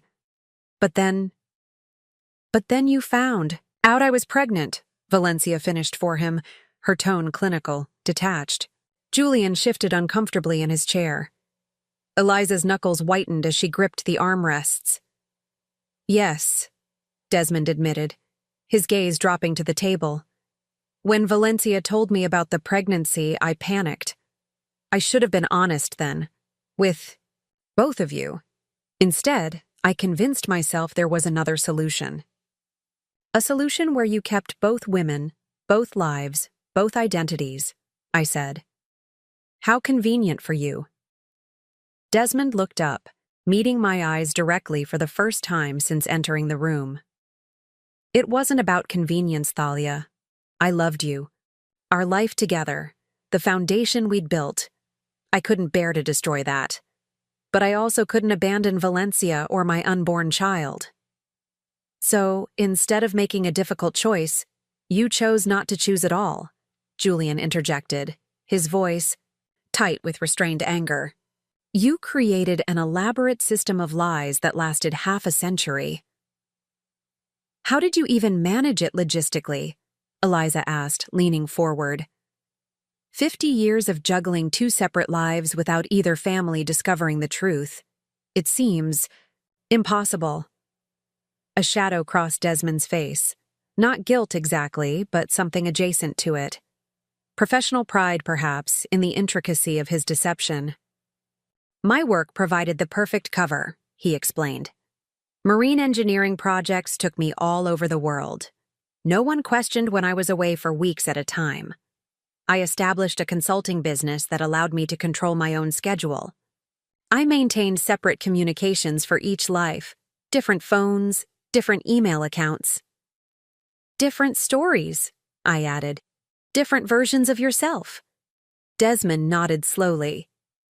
In the beginning, it was exhausting, keeping track of what I'd told to whom, making sure there were no inconsistencies. But over time, it became routine. The transitions grew seamless. I could step from one life into the other without conscious thought. His casual description of this psychological compartmentalization sent a chill through me. Who was this man I had spent half a century with? This stranger who could divide himself so completely? What about finances? Valencia asked. You supported 2 households, helped put our children through college. Desmond glanced at me, then quickly away. Thalia's family wealth made that possible. The Ashworth fortune meant money was never an issue in our household. I could divert significant portions of my income to Serenity Cove without raising suspicions. So you used my family's money to fund your second family, I said flatly. My father was right about you, after all. Confusion flashed across Valencia's face. What do you mean? My father warned me before our wedding that Desmond might be after my money. I defended you vehemently, I said, addressing Desmond directly. I told him you weren't like that you loved me for myself, not my inheritance. I did love you for yourself, Desmond insisted, reaching across the table as if to take my hand before thinking better of it. The money just made everything else possible. His words landed like a physical blow, not a denial, but a confirmation that financial calculation had indeed factored into his deceptions. Did you ever consider ending one of these relationships? Eliza asked, her voice smaller now, vulnerable. Was there ever a moment when you thought about choosing? Desmond's expression softened as he looked at his daughter. There were moments, yes, times when the weight of the deception felt unbearable. But by then, the consequences seemed impossible to face. How could I suddenly tell either of you that our entire relationship had been built on lies? What would that do to you? To Julian? To Thalia? So you continued the charade indefinitely, Julian concluded, planning to take this secret to your grave. I suppose I was, Desmond admitted. It wasn't courage that kept me going. It was cowardice. The fear of losing everyone I loved. A heavy silence followed this confession. Outside the conference room windows, the late afternoon sun cast long shadows across the institute grounds, marking the passage of time as we sat suspended in this moment of reckoning. How did you discover the truth? Desmond finally asked, looking between Valencia and me. I exchanged glances with Valencia, who nodded slightly, giving me permission to explain. I found a wooden box in our garage, I said. It contained photographs, letters, birth certificates, everything you had carefully hidden for decades. Desmond closed his eyes briefly, his expression pained. The anniversary box. I usually keep it in a storage unit, but with our 50th celebration, I wanted to add some mementos. I must have forgotten to return it. One small mistake after 50 years of perfect deception, I observed. Impressive in its way. What happens now? Desmond asked, his gaze moving between the 4 faces confronting him. It was the question we had all been building toward, the future that none of us had fully imagined despite our planning. What did happen after a 50-year fraud was exposed? How did we move forward from such a fundamental betrayal? Valencia straightened in her chair, reclaiming the authority she held as director of the institute. Now, Desmond, you listen. You've had 50 years to speak, to shape our realities according to your deceptions. Now it's our turn. She turned to me, an unspoken question in her eyes. We had discussed this moment, preparing for it meticulously, but the final decision remained mine. I nodded once, firmly. Thalia has something to show you, Valencia said. I reached into my bag and removed a leather portfolio containing the documents my attorney had prepared. Sliding them across the table to Desmond, I watched as he opened the folder with visible trepidation. "What is this?" he asked, scanning the first page. "That is a complete accounting of your financial relationship with the Ashworth family holdings," I explained calmly. "As you can see, over the course of our 50-year marriage, you have benefited substantially from my family's wealth while contributing nothing to the principal. The house in Cascadia Bay, the investment accounts, the art collection, all of these assets remain solely in my name, protected by the prenuptial agreement you signed in 1975. Desmond nodded slowly, unsurprised. "I never disputed this. The Ashworth fortune was always yours, Thalia. I never claimed otherwise." "No, but you used it," I replied. "You leveraged my wealth to create a life of comfort and prestige. You used it to fund your consulting business, which in turn allowed you to support your second family. You enjoyed the connections, the opportunities, the freedom that came with being married to an Ashworth." He didn't deny it, simply turning to the next document in the folder. "This," I continued, "is a revised estate plan that I've recently implemented. As you'll see, I've established a trust for Valencia and your children that will provide for their financial security moving forward. A portion of the Ashworth Foundation has been redirected to fund marine conservation efforts in Serenity Cove, ensuring the Institute's work will continue in perpetuity." Desmond looked up sharply, genuine shock registering on his face for the first time. "You're giving money to Valencia and the children? Why would you do that?" "Because they are innocent victims of your deception, just as I am," I said simply. "And because I have the means to ensure they don't suffer financially from the collapse of this house of cards you've built." Valencia's expression remained carefully neutral, but I caught the slight relaxation of her shoulders. Relief, perhaps, that this aspect of our plan was proceeding as discussed. "That's remarkably generous," Desmond said cautiously, as if suspecting a trap. "It's not generosity, it's justice," I corrected him. "For 50 years, you've diverted resources from one family to another. I'm simply legitimizing what you've done in the shadows." Desmond continued reading, his expression growing increasingly troubled as he turned to the final document. "Divorce papers," he said flatly. "Already prepared." "Already filed," I corrected. "My attorney submitted them yesterday. Given the circumstances, I don't anticipate any challenges from the court." Eliza leaned forward. "What about our parents' marriage?" she asked, looking between Valencia and Desmond. "Legally speaking, I mean." Valencia answered before Desmond could respond. "As Thalia mentioned earlier, my marriage to your father was never legally valid since he was already married. In the eyes of the law, you and Julian were born out of wedlock." Julian made a sound of distress, but Valencia continued steadily. "However, Thalia's attorneys have included provisions that protect your legal rights as Desmond's acknowledged children. Your inheritance from him will be secure, regardless of the status of any marriage." "This seems very thoroughly considered," Desmond observed, closing the folder slowly. "How long have you been planning this?" "Since the moment I found the box," I replied. "Approximately 10 days. 10 days, he repeated, shaking his head in apparent wonder. "In 10 days, you've dismantled what I built over 50 years. "What you built was a fantasy, Desmond," I said, my voice gentler now. "A elaborately constructed illusion that couldn't last forever. No deception of this magnitude ever does." He nodded slowly, a man accepting inevitable defeat. Where do we go from here? Practically speaking, I mean. Do I just leave? Both homes? Both lives? It was the question we had wrestled with during our planning sessions. What happened to Desmond himself after the confrontation? None of us had arrived at a perfect answer.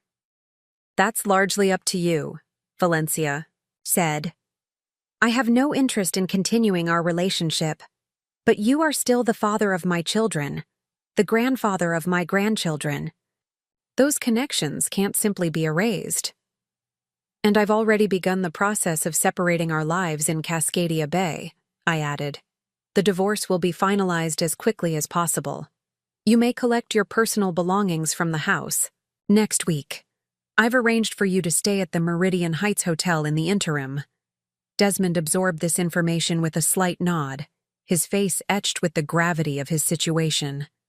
5 decades of security and belonging had evaporated in a single afternoon. I understand, he said quietly. Then, with visible effort, may I speak now? Not to justify what I've done, there is no justification, but to explain, if you'll hear me. The 4 of us exchanged glances. It seemed only fair to allow him this opportunity, however inadequate his words might be. Go ahead, Julian said, speaking for all of us. Desmond took a deep breath, gathering himself. When he spoke again, his voice had shed its defensive edge, revealing something raw and vulnerable beneath. I've spent 50 years constructing elaborate lies, so perhaps it's fitting that I end with absolute truth. The truth is, I loved both of you, Thalia, Valencia, deeply and genuinely. Not equally, perhaps, not identically, but authentically. Each of you brought something essential into my life that I couldn't imagine living without. He turned to me. Thalia, with you, I found intellectual partnership, cultural richness, the freedom to pursue my ambitions without constraint.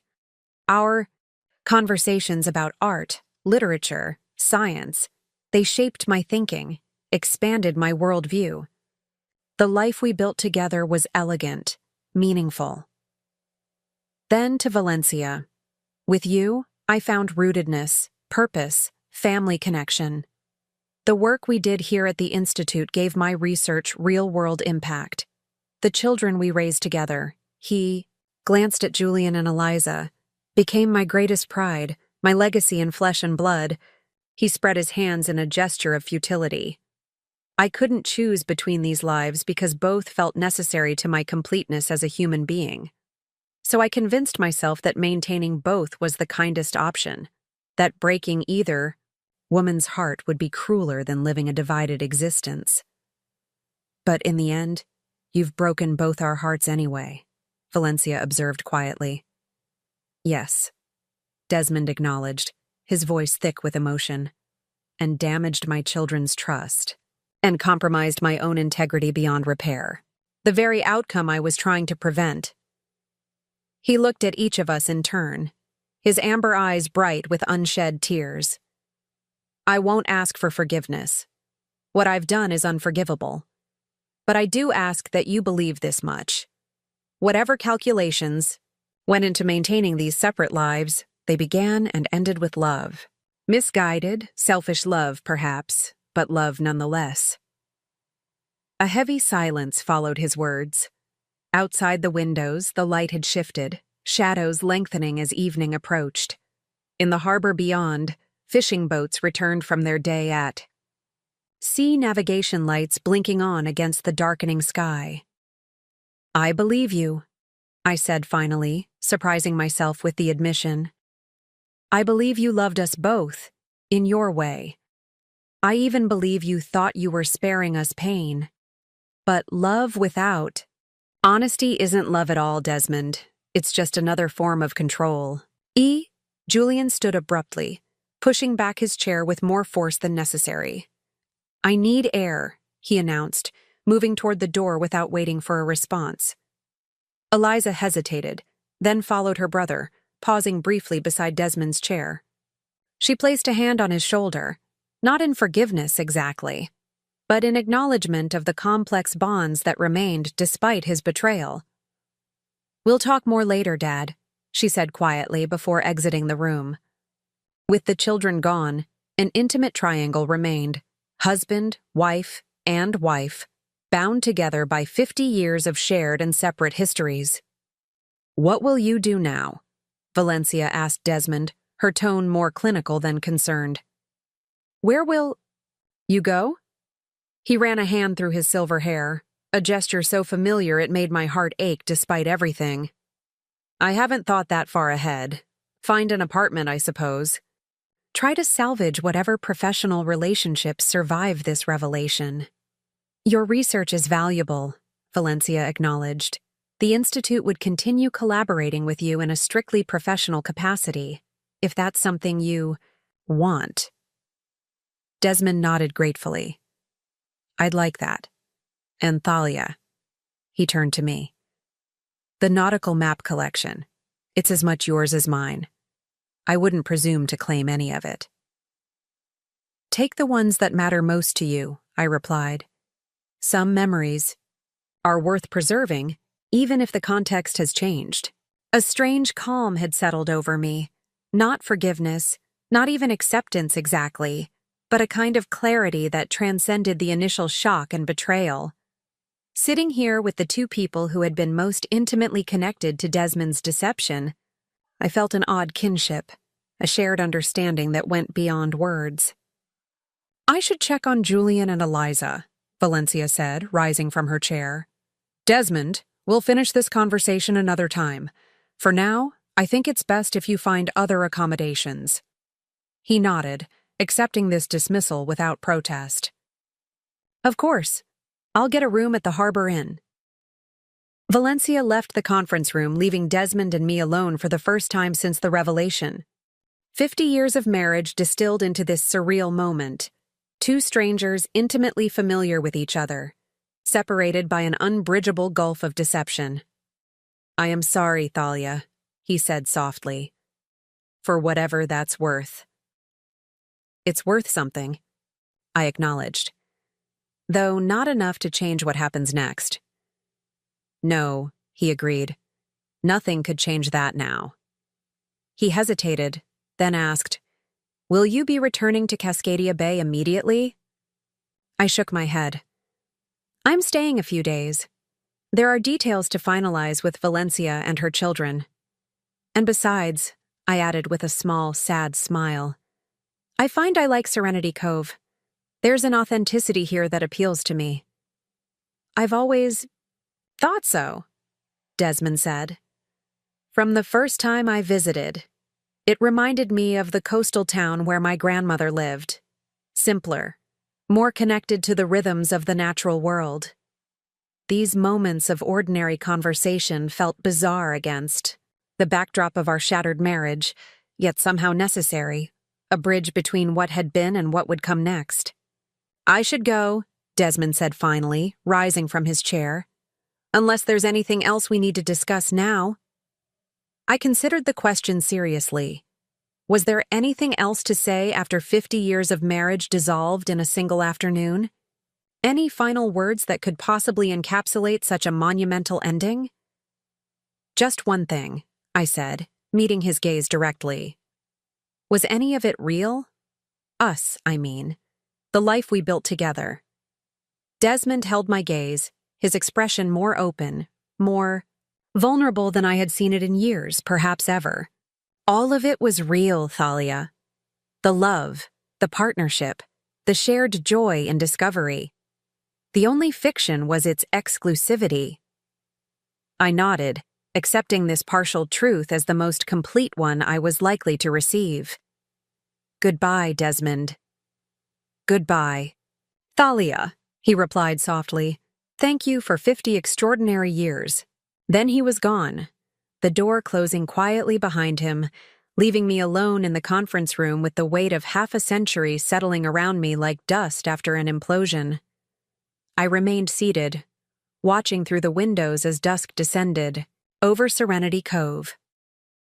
Lights blinked on along the harbor, fishing boats secured for the night, the rhythms of the small coastal town continuing undisturbed by the personal earthquake that had just occurred within these walls. My phone chimed with a text from Valencia. "Julian and Eliza are with me at home. Join us for dinner if you'd like. No pressure." Her kindness touched me deeply. After everything that had transpired, Valencia was extending an invitation, creating space for me within her family circle. I texted back a simple acceptance and gathered my documents, preparing to leave the institute. As I walked through the quiet hallways, I passed displays celebrating marine conservation efforts, research breakthroughs, community education programs, many bearing Desmond's name as a contributor or founding donor. His legacy here was substantial, genuine, important. Just as his contributions to our life in Cascadia Bay had been meaningful, his professional accomplishments significant. How did one reconcile such profound duplicity with equally profound achievement? The man who had deceived 2 women for 50 years was the same man who had advanced marine habitat restoration, who had mentored dozens of young scientists, who had raised 2 children to be thoughtful, compassionate adults. Outside, the evening air carried the scent of salt and jasmine. I paused on the institute steps, breathing deeply, feeling the weight of the afternoon's confrontation begin to lift, slightly. The path ahead was uncertain: divorce proceedings, financial disentanglements, explanations to friends and colleagues in Cascadia Bay. But beneath the logistical complexities lay a simpler truth. I was free. Free from deception, free from the subtle disconnection that had shadowed even our happiest moments, free to reimagine my remaining years without the constraints of a marriage built partly on lies. As I walked toward Valencia's cedar-shingled house, where lights glowed warmly, in the gathering darkness, I found myself contemplating not what I had lost but what might still be discovered. At 73, I had lived more life than remained ahead of me, certainly. But those remaining years stretched before me now like uncharted waters, intimidating perhaps, but also exhilarating in their possibilities. Valencia opened the door.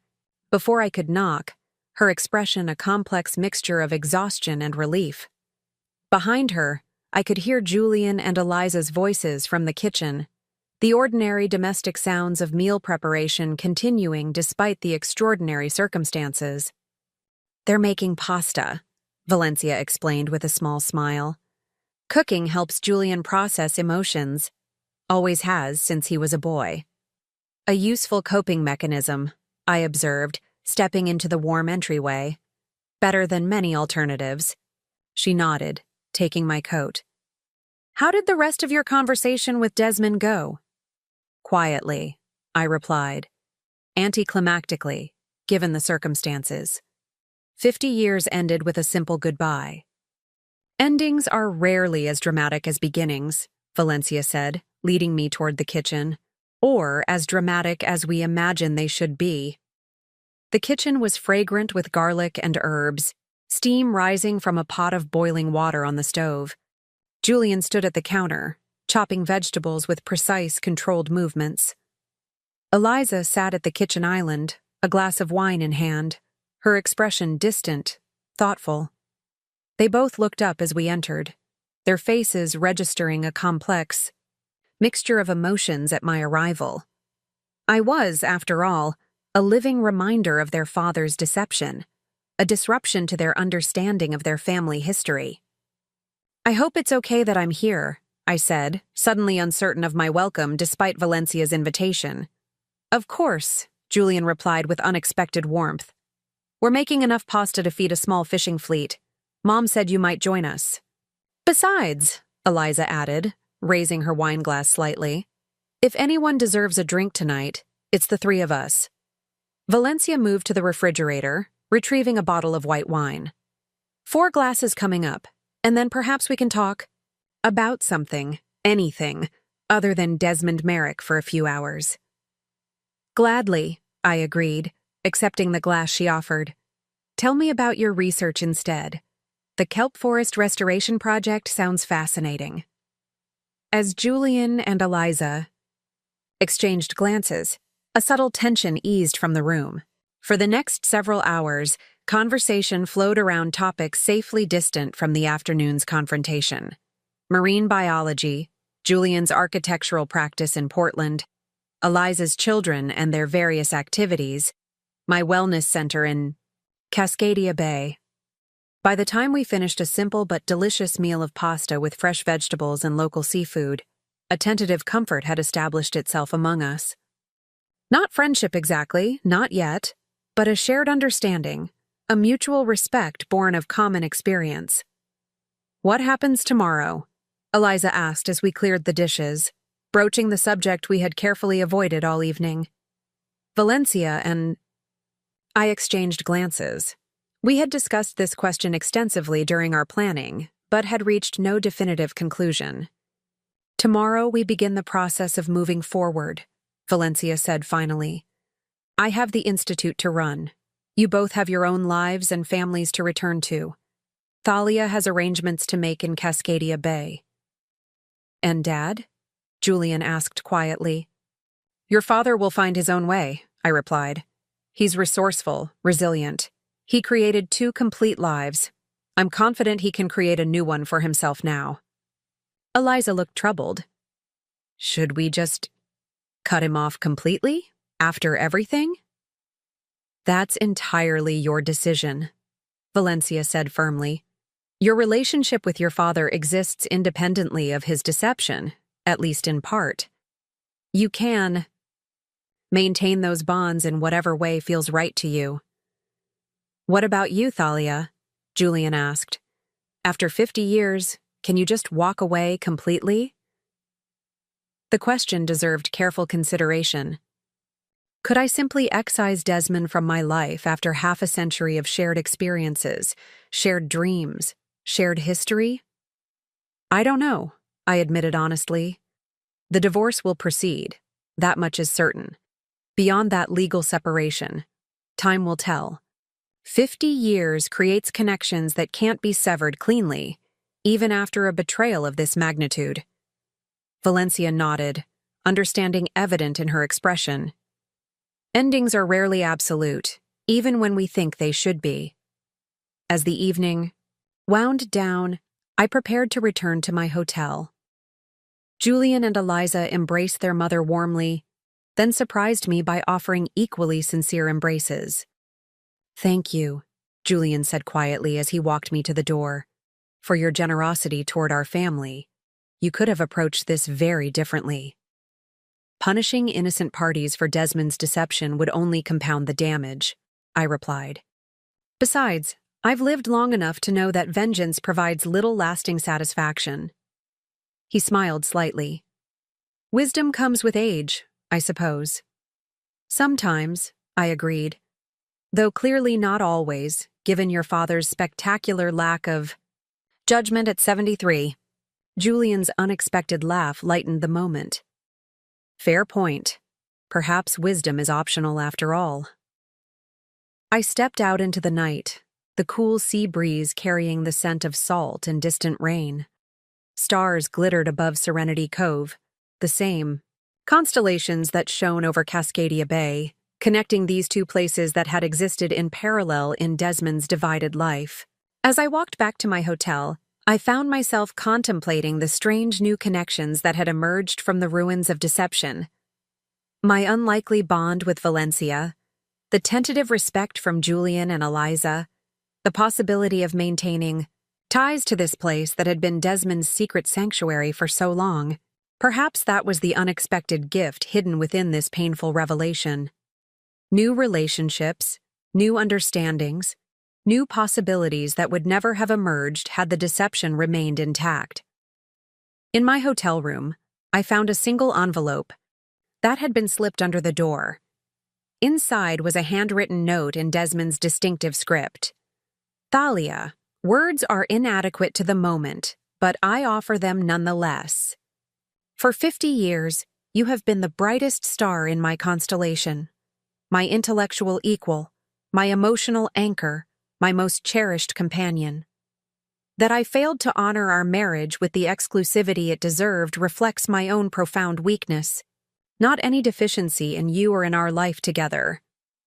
The trust fund you've established for Valencia and our children demonstrates a generosity of spirit that I've always admired in you but have failed to emulate in my own life.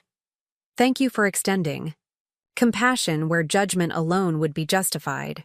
I've checked into a small inn at the edge of town and will remain here for several days should you wish to speak again. If not, I understand completely and will respect your decision. Whatever comes next, please know that loving you has been one of the great privileges of my life, however imperfectly I expressed that love. Desmond. I placed the letter on the bedside table, emotions too complex to name washing through me. Not forgiveness. That seemed impossible given the magnitude of the deception. But perhaps the beginning of understanding, the first tentative steps toward a perspective that might eventually allow me to integrate this revelation into the narrative of my life. Outside my window, the lights of Serenity Cove twinkled against the darkness, fishing boats bobbing gently at their moorings, the rhythmic flash of the distant lighthouse marking safe passage through uncertain waters. Tomorrow would bring decisions, conversations, arrangements. The practical business of unraveling a 50-year marriage while preserving dignity and purpose. But tonight, in this quiet moment between what had been and what would be, I allowed myself to simply breathe, to acknowledge both the pain of betrayal and the unexpected freedom it had brought. Freedom to redefine myself not as Desmond Merrick's wife, not as an Ashworth heiress, but simply as Thalia, a woman of 73, with chapters yet to write in her own story. 3 months passed like the turning of seasons, gradually at first, then suddenly complete. Spring shifted to summer in Serenity Cove, bringing longer days and warmer waters. The tourist season arrived in full force, filling the small coastal town with visitors eager to experience its authentic charm. Through it all, life reorganized itself around the new reality that had emerged from Desmond's revelation. I had returned to Cascadia Bay 1 week after the confrontation, spending just enough time in Serenity Cove to finalize arrangements with Valencia and her children. The divorce proceedings moved forward with surprising efficiency. Desmond raised no objections to any terms, signing papers promptly, attending required meetings with appropriate solemnity. By midsummer, our 50-year marriage was legally dissolved, reduced to signatures on documents and a judge's perfunctory declaration. The house in Meridian Heights felt both emptier and somehow more spacious without Desmond's presence. I found myself rearranging furniture, repainting rooms, making subtle changes that transformed the space from ours to definitively mine. The nautical maps remained on the walls, though I relocated several to different positions, a small assertion of aesthetic independence that felt more significant than it appeared. News of our separation traveled quickly through Cascadia Bay's social circles. I offered a simplified explanation, irreconcilable differences, amicable parting to those who inquired directly. A few close friends received a more honest account, their shocked expressions confirming the effectiveness of Desmond's decades of deception. No one had suspected, not even those who had known us from the beginning. "But you seemed so perfect." "Together!"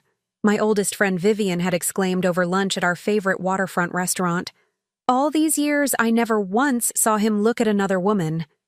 "He wasn't looking at other women," I had replied with a wry smile. "Just one specific woman who happened to be his other wife." The gallows humor helped, providing a pressure valve for emotions too complex to process otherwise. Anger, betrayal, grief. These feelings ebbed and flowed like tides, sometimes receding enough to allow moments of genuine peace, other times surging with unexpected force when triggered by random memories or associations. One Tuesday morning, I found myself standing in the specialty food market Desmond and I had frequented for decades, staring at a display of artisanal olive oils. He had always handled this particular shopping task, selecting oils with the discernment of a connoisseur. Now I stood alone, bottle in hand, momentarily paralyzed by the absurd realization that I didn't know which variety I actually preferred. Had I ever formed my own opinion, or simply deferred to his expertise all these years? I bought 3 different bottles that day and conducted my own tasting at home, discovering a preference for the grassy Tuscan variety over the peppery Spanish option Desmond had always chosen. A small rebellion, but emblematic of the rediscovery process that now characterized my days. Meanwhile, the financial arrangements I had set in motion continued to unfold. The trust for Valencia and her children was formally established, providing them with security while preserving their dignity. The Marine Conservation Endowment at the Serenity Cove Institute was announced with appropriate ceremony, though I declined to attend the formal dedication, sending a brief congratulatory letter instead. Desmond himself seemed to have vanished from both communities. According to Valencia, with whom I maintained periodic contact, he had resigned from his position at the institute, recommending younger colleagues to continue his research projects. He had vacated his Serenity Cove home, leaving most furnishings for Valencia, but taking personal items and research materials. Rumors placed him in Seattle, then San Francisco, finally settling on Auckland, New Zealand, where a prestigious marine research facility had apparently offered him a position. I neither confirmed nor denied these rumors when they reached me. The truth was, I didn't know Desmond's whereabouts with any certainty, nor did I particularly want to. The man I had married, or thought I had married, no longer existed. Perhaps he never had. On a warm July evening, I sat on my deck overlooking the bay, watching sailboats return to the marina as sunset painted the water in shades of gold and crimson. My phone chimed with an incoming call, Valencia's name appearing on the screen. We had spoken periodically since the confrontation. Brief practical conversations focused primarily on financial arrangements and occasional updates on Julian and Eliza. "Hello, Valencia," I answered, settling deeper into my chair. "How are you?" "Well enough," she replied, her voice carrying the slight raspiness I had come to associate with her. "The summer program at the Institute is in full swing. Students everywhere, all eager to save the oceans overnight." I smiled at the affectionate exasperation in her tone. Youth and idealism, a powerful combination. "Indeed. And how are things in Cascadia Bay?" "Quiet, peaceful. The divorce was finalized last week." A pause, then. "How does it feel, being officially unmarried after 50 years? I considered the question, watching a heron glide low over the water. Strange, liberating, melancholy, all at once. "I understand completely," Valencia said softly. We shared a moment of silence, connected by our parallel experiences across the miles separating Serenity Cove from Cascadia Bay. "I'm actually calling with an invitation," Valencia continued finally. "Julian is opening a new restaurant here in Serenity Cove next month. Sustainable seafood, locally sourced ingredients. He's calling it Tide Pool. The grand opening is August 15th, and he specifically asked me to invite you." The invitation surprised me. Though Julian had been cordial during our interactions following the confrontation, I hadn't expected any continuing connection with Desmond's children. "That's very kind of him," I said cautiously. "But wouldn't my presence be awkward? A reminder of everything that happened?" Valencia's laugh was unexpectedly warm. "Thalia, you're part of this strange story now, like it or not. Besides, your Foundation's Marine Conservation Grant is helping several of the sustainable fishing operations that will supply Julian's restaurant. He considers you something of a patron saint." "Hardly that," I demurred, though the characterization pleased me more than I would have expected. "Let me think about it. It's a busy time at the wellness center and—" "You're the owner, Valencia," interrupted gently. "Surely you can arrange coverage for a weekend. The inn by the harbor has lovely rooms with ocean views. Just consider it, will you?" After ending the call, I remained on the deck as twilight deepened into night, considering Valencia's invitation. Returning to Serenity Cove would mean revisiting the scene of painful revelations, certainly, but it would also mean acknowledging the unexpected connections that had emerged from Desmond's deception, connections that might, in their own way, represent something more authentic than the carefully constructed fiction of my marriage. 2 weeks later, I found myself driving the now familiar coastal highway toward Serenity Cove, the journey feeling almost routine despite the extraordinary circumstances that had first brought me to this route. I had arranged for my assistant, director to oversee the wellness center for the weekend, packed a single overnight bag, and departed Cascadia Bay with a curious mixture of anticipation and trepidation. The Harborview Inn welcomed me like a returning guest, the same young receptionist, smiling in recognition as I checked in. "We've given you room 312 this time," she informed me. "Best view of the harbor, especially for the weekend festivities." "Festivities?" I inquired, signing the registration card. "The Serenity Cove Seafood Festival coincides with the opening of that new restaurant, Tide Pool. The whole harbor will be celebrating all weekend. Perfect timing for your visit." My room indeed offered a spectacular view. Fishing boats bobbing gently at their moorings, strings of lights being hung along the pier, colorful banners announcing the festival fluttering in the sea breeze. Below, workers assembled booths.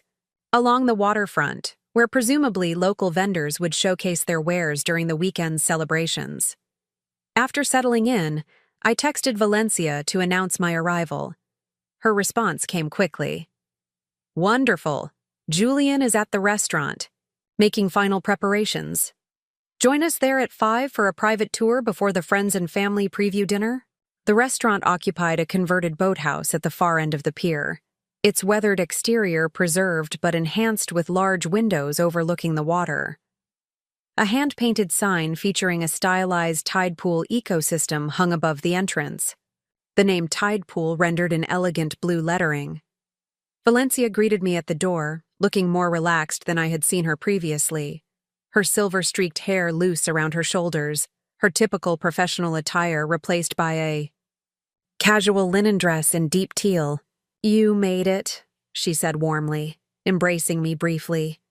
"Julian will be thrilled. He's in the kitchen having a last-minute crisis over the sourdough bread, but he'll emerge eventually." The interior of the restaurant was stunning. Polished concrete, floors, reclaimed wood tables, and floor-to-ceiling windows maximizing the harbor view. Maritime artifacts decorated the walls, antique fishing gear, vintage photographs of Serenity Cove's harbor through the decades, scientific illustrations of local marine species. "It's beautiful," I remarked, taking in the carefully curated space. "Julian has a remarkable eye for design. Architecture background," Valencia explained, leading me toward a corner table set with elegant tableware. "Before he discovered his passion for cooking, the combination serves him well in restaurant design." As if summoned by our conversation, Julian appeared from the kitchen, his tall frame now draped in a chef's coat, his expression shifting from stress to genuine pleasure when he spotted me. "Thalia, you came," he exclaimed, crossing the room to greet me. "Thank you. It means a lot." His sincerity caught me off guard. "I'm honored to be included," I replied truthfully. "The space is magnificent." "Wait until you taste the food," Valencia said proudly. "Julian has created a menu that showcases local seafood while supporting sustainable fishing practices. Some of the fishermen supported by your conservation grant are his primary suppliers." Julian nodded, his enthusiasm evident. "The Foundation's work is making a real difference for small-scale fishing operations here. We're featuring their stories on our menu, connecting diners directly to the source of their food."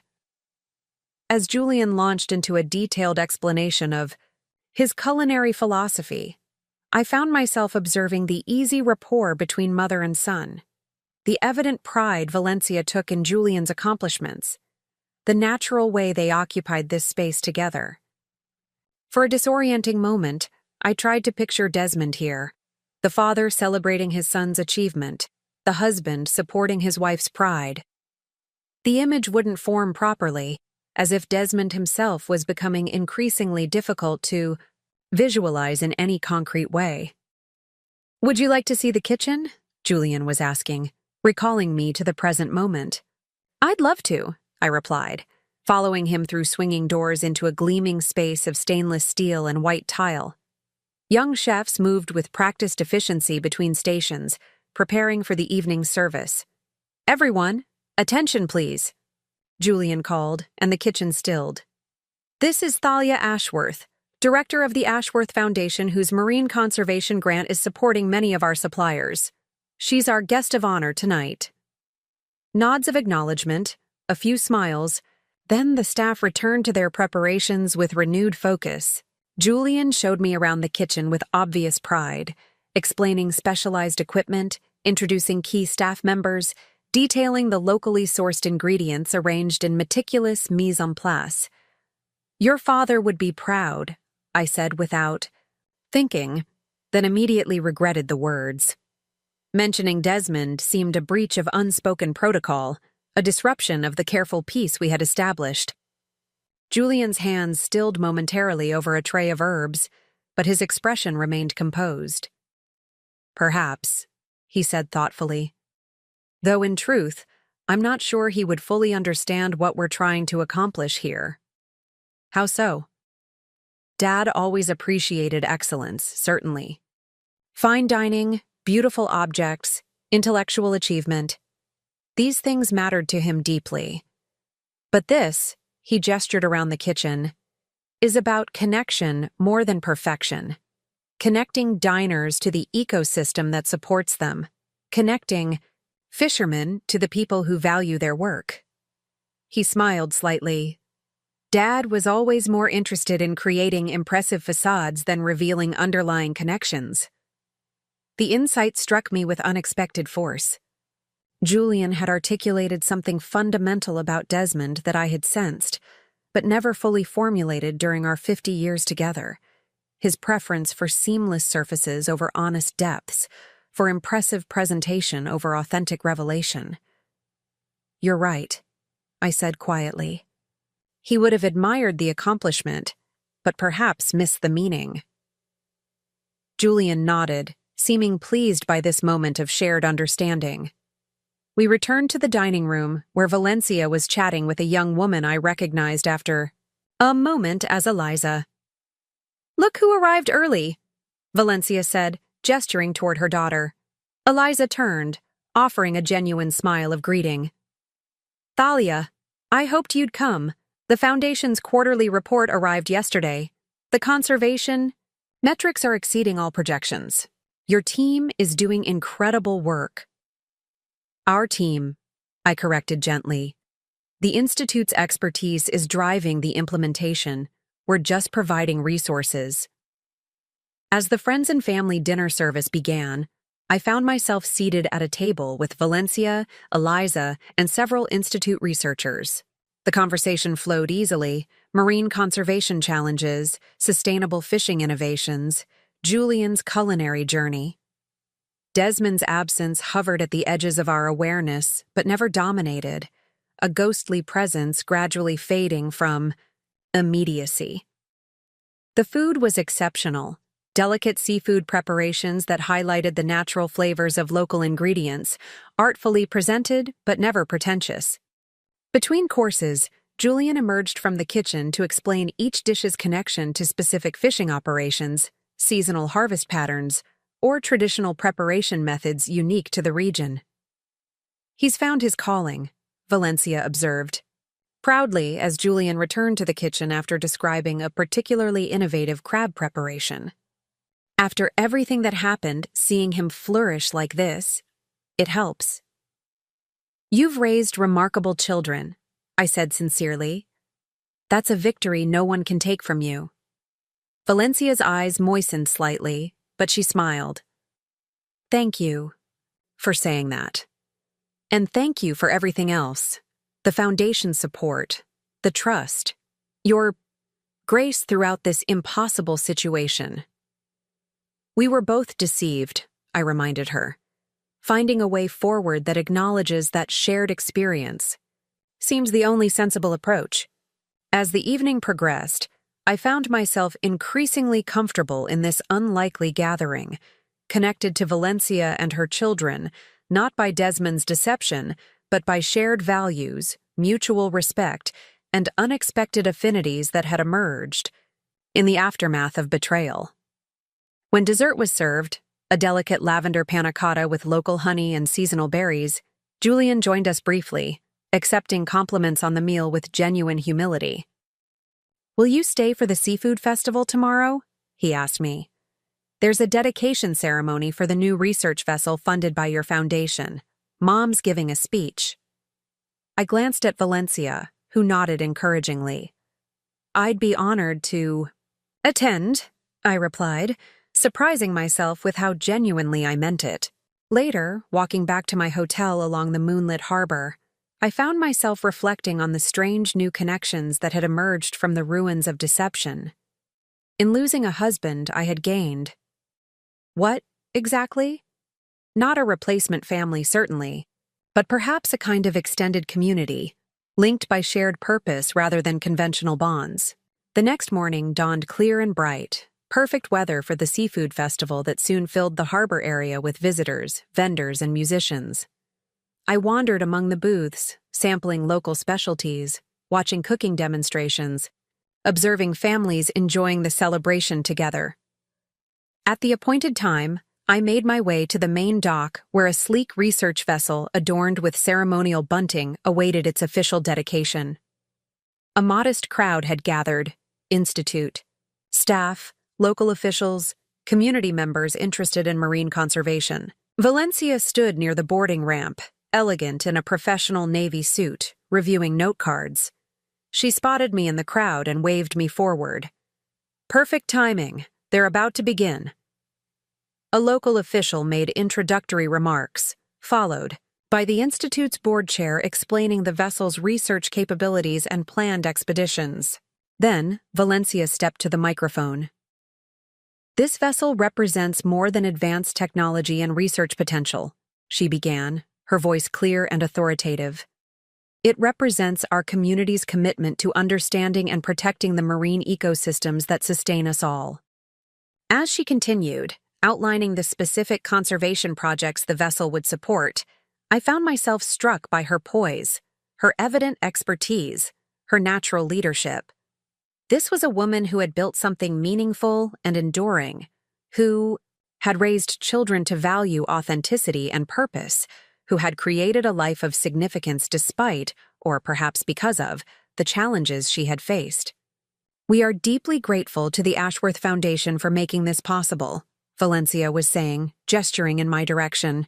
"Their commitment to marine conservation and sustainable fishing practices aligns perfectly with our mission here at the Institute." The crowd applauded, a few heads turning toward me with curious expressions.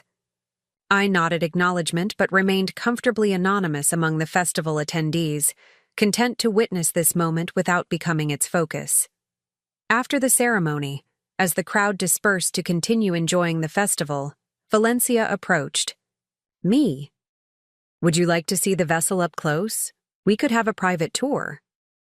We boarded together, a crew member guiding us through the compact but state-of-the-art research facilities, water sampling equipment, sonar systems, laboratory spaces designed for marine biological studies. Valencia asked knowledgeable questions, clearly familiar with the technical specifications despite her administrative rather than research role. Standing on the deck afterward, watching festival goers along the harbor front, Valencia turned to me with an unexpectedly direct question. "Have you heard from him?" No need to specify who him was. "No," I replied. "Not since before the divorce was finalized. You?" She shook her head. "Julian received a letter last month.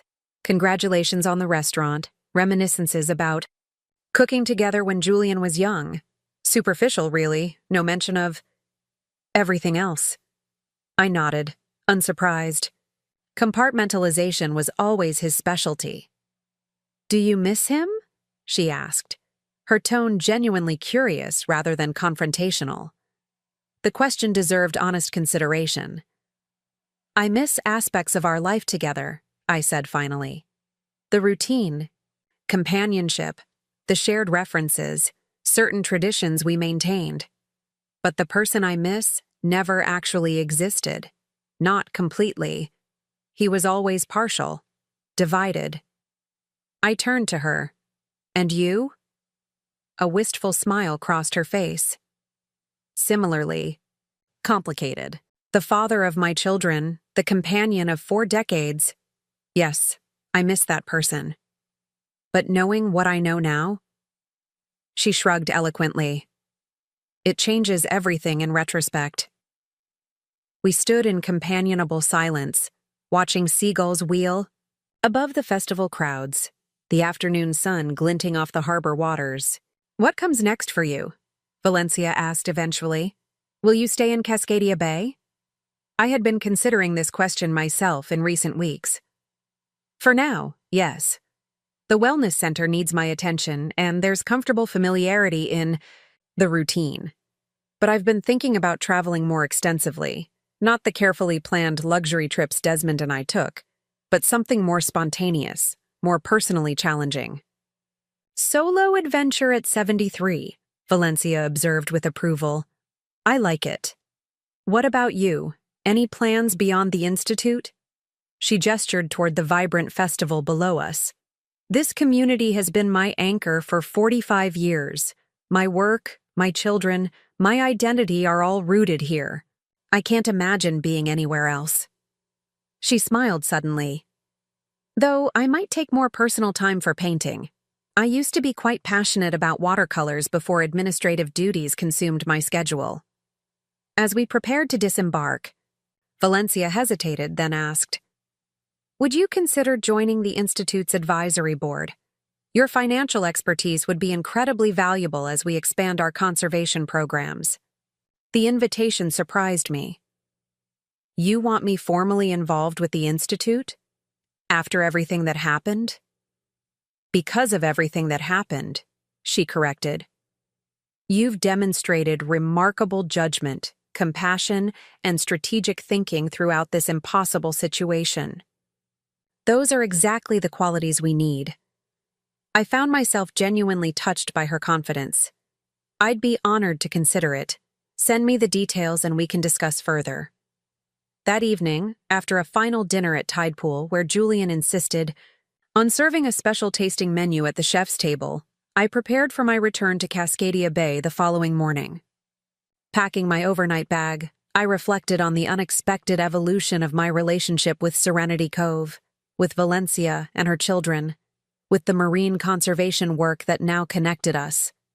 From the ashes of a 50-year deception, something new had emerged. Not a replacement for what was lost, but an unexpected connection that honored truth rather than illusion. There was a certain poetic justice in that transformation, a redemptive quality that had been entirely unpredictable. When I first discovered Desmond's wooden box 3 months earlier, standing at my hotel window, watching moonlight shimmer on the harbor waters, I felt a peace I hadn't experienced since before the revelation.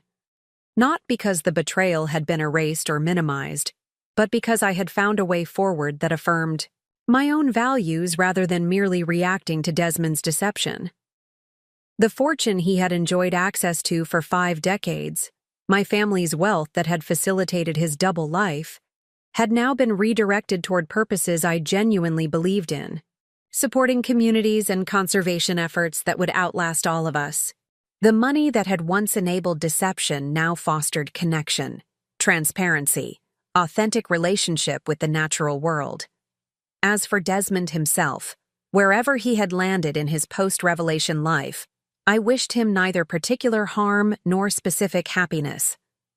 He would continue as he always had, compartmentalizing experiences, presenting whatever face seemed most advantageous in any given context, perhaps eventually convincing himself of whatever narrative best preserved his self-image. But I had chosen a different path, one of integration rather than division, of honesty rather than performance, of genuine connection rather than impressive facade. At 73, after 50 years living someone else's carefully constructed fiction, I had finally claimed the authorship of my own story. Up next, you've got 2 more standout stories right on your screen. If this one hit the mark, you won't want to pass these up. Just click and check them out.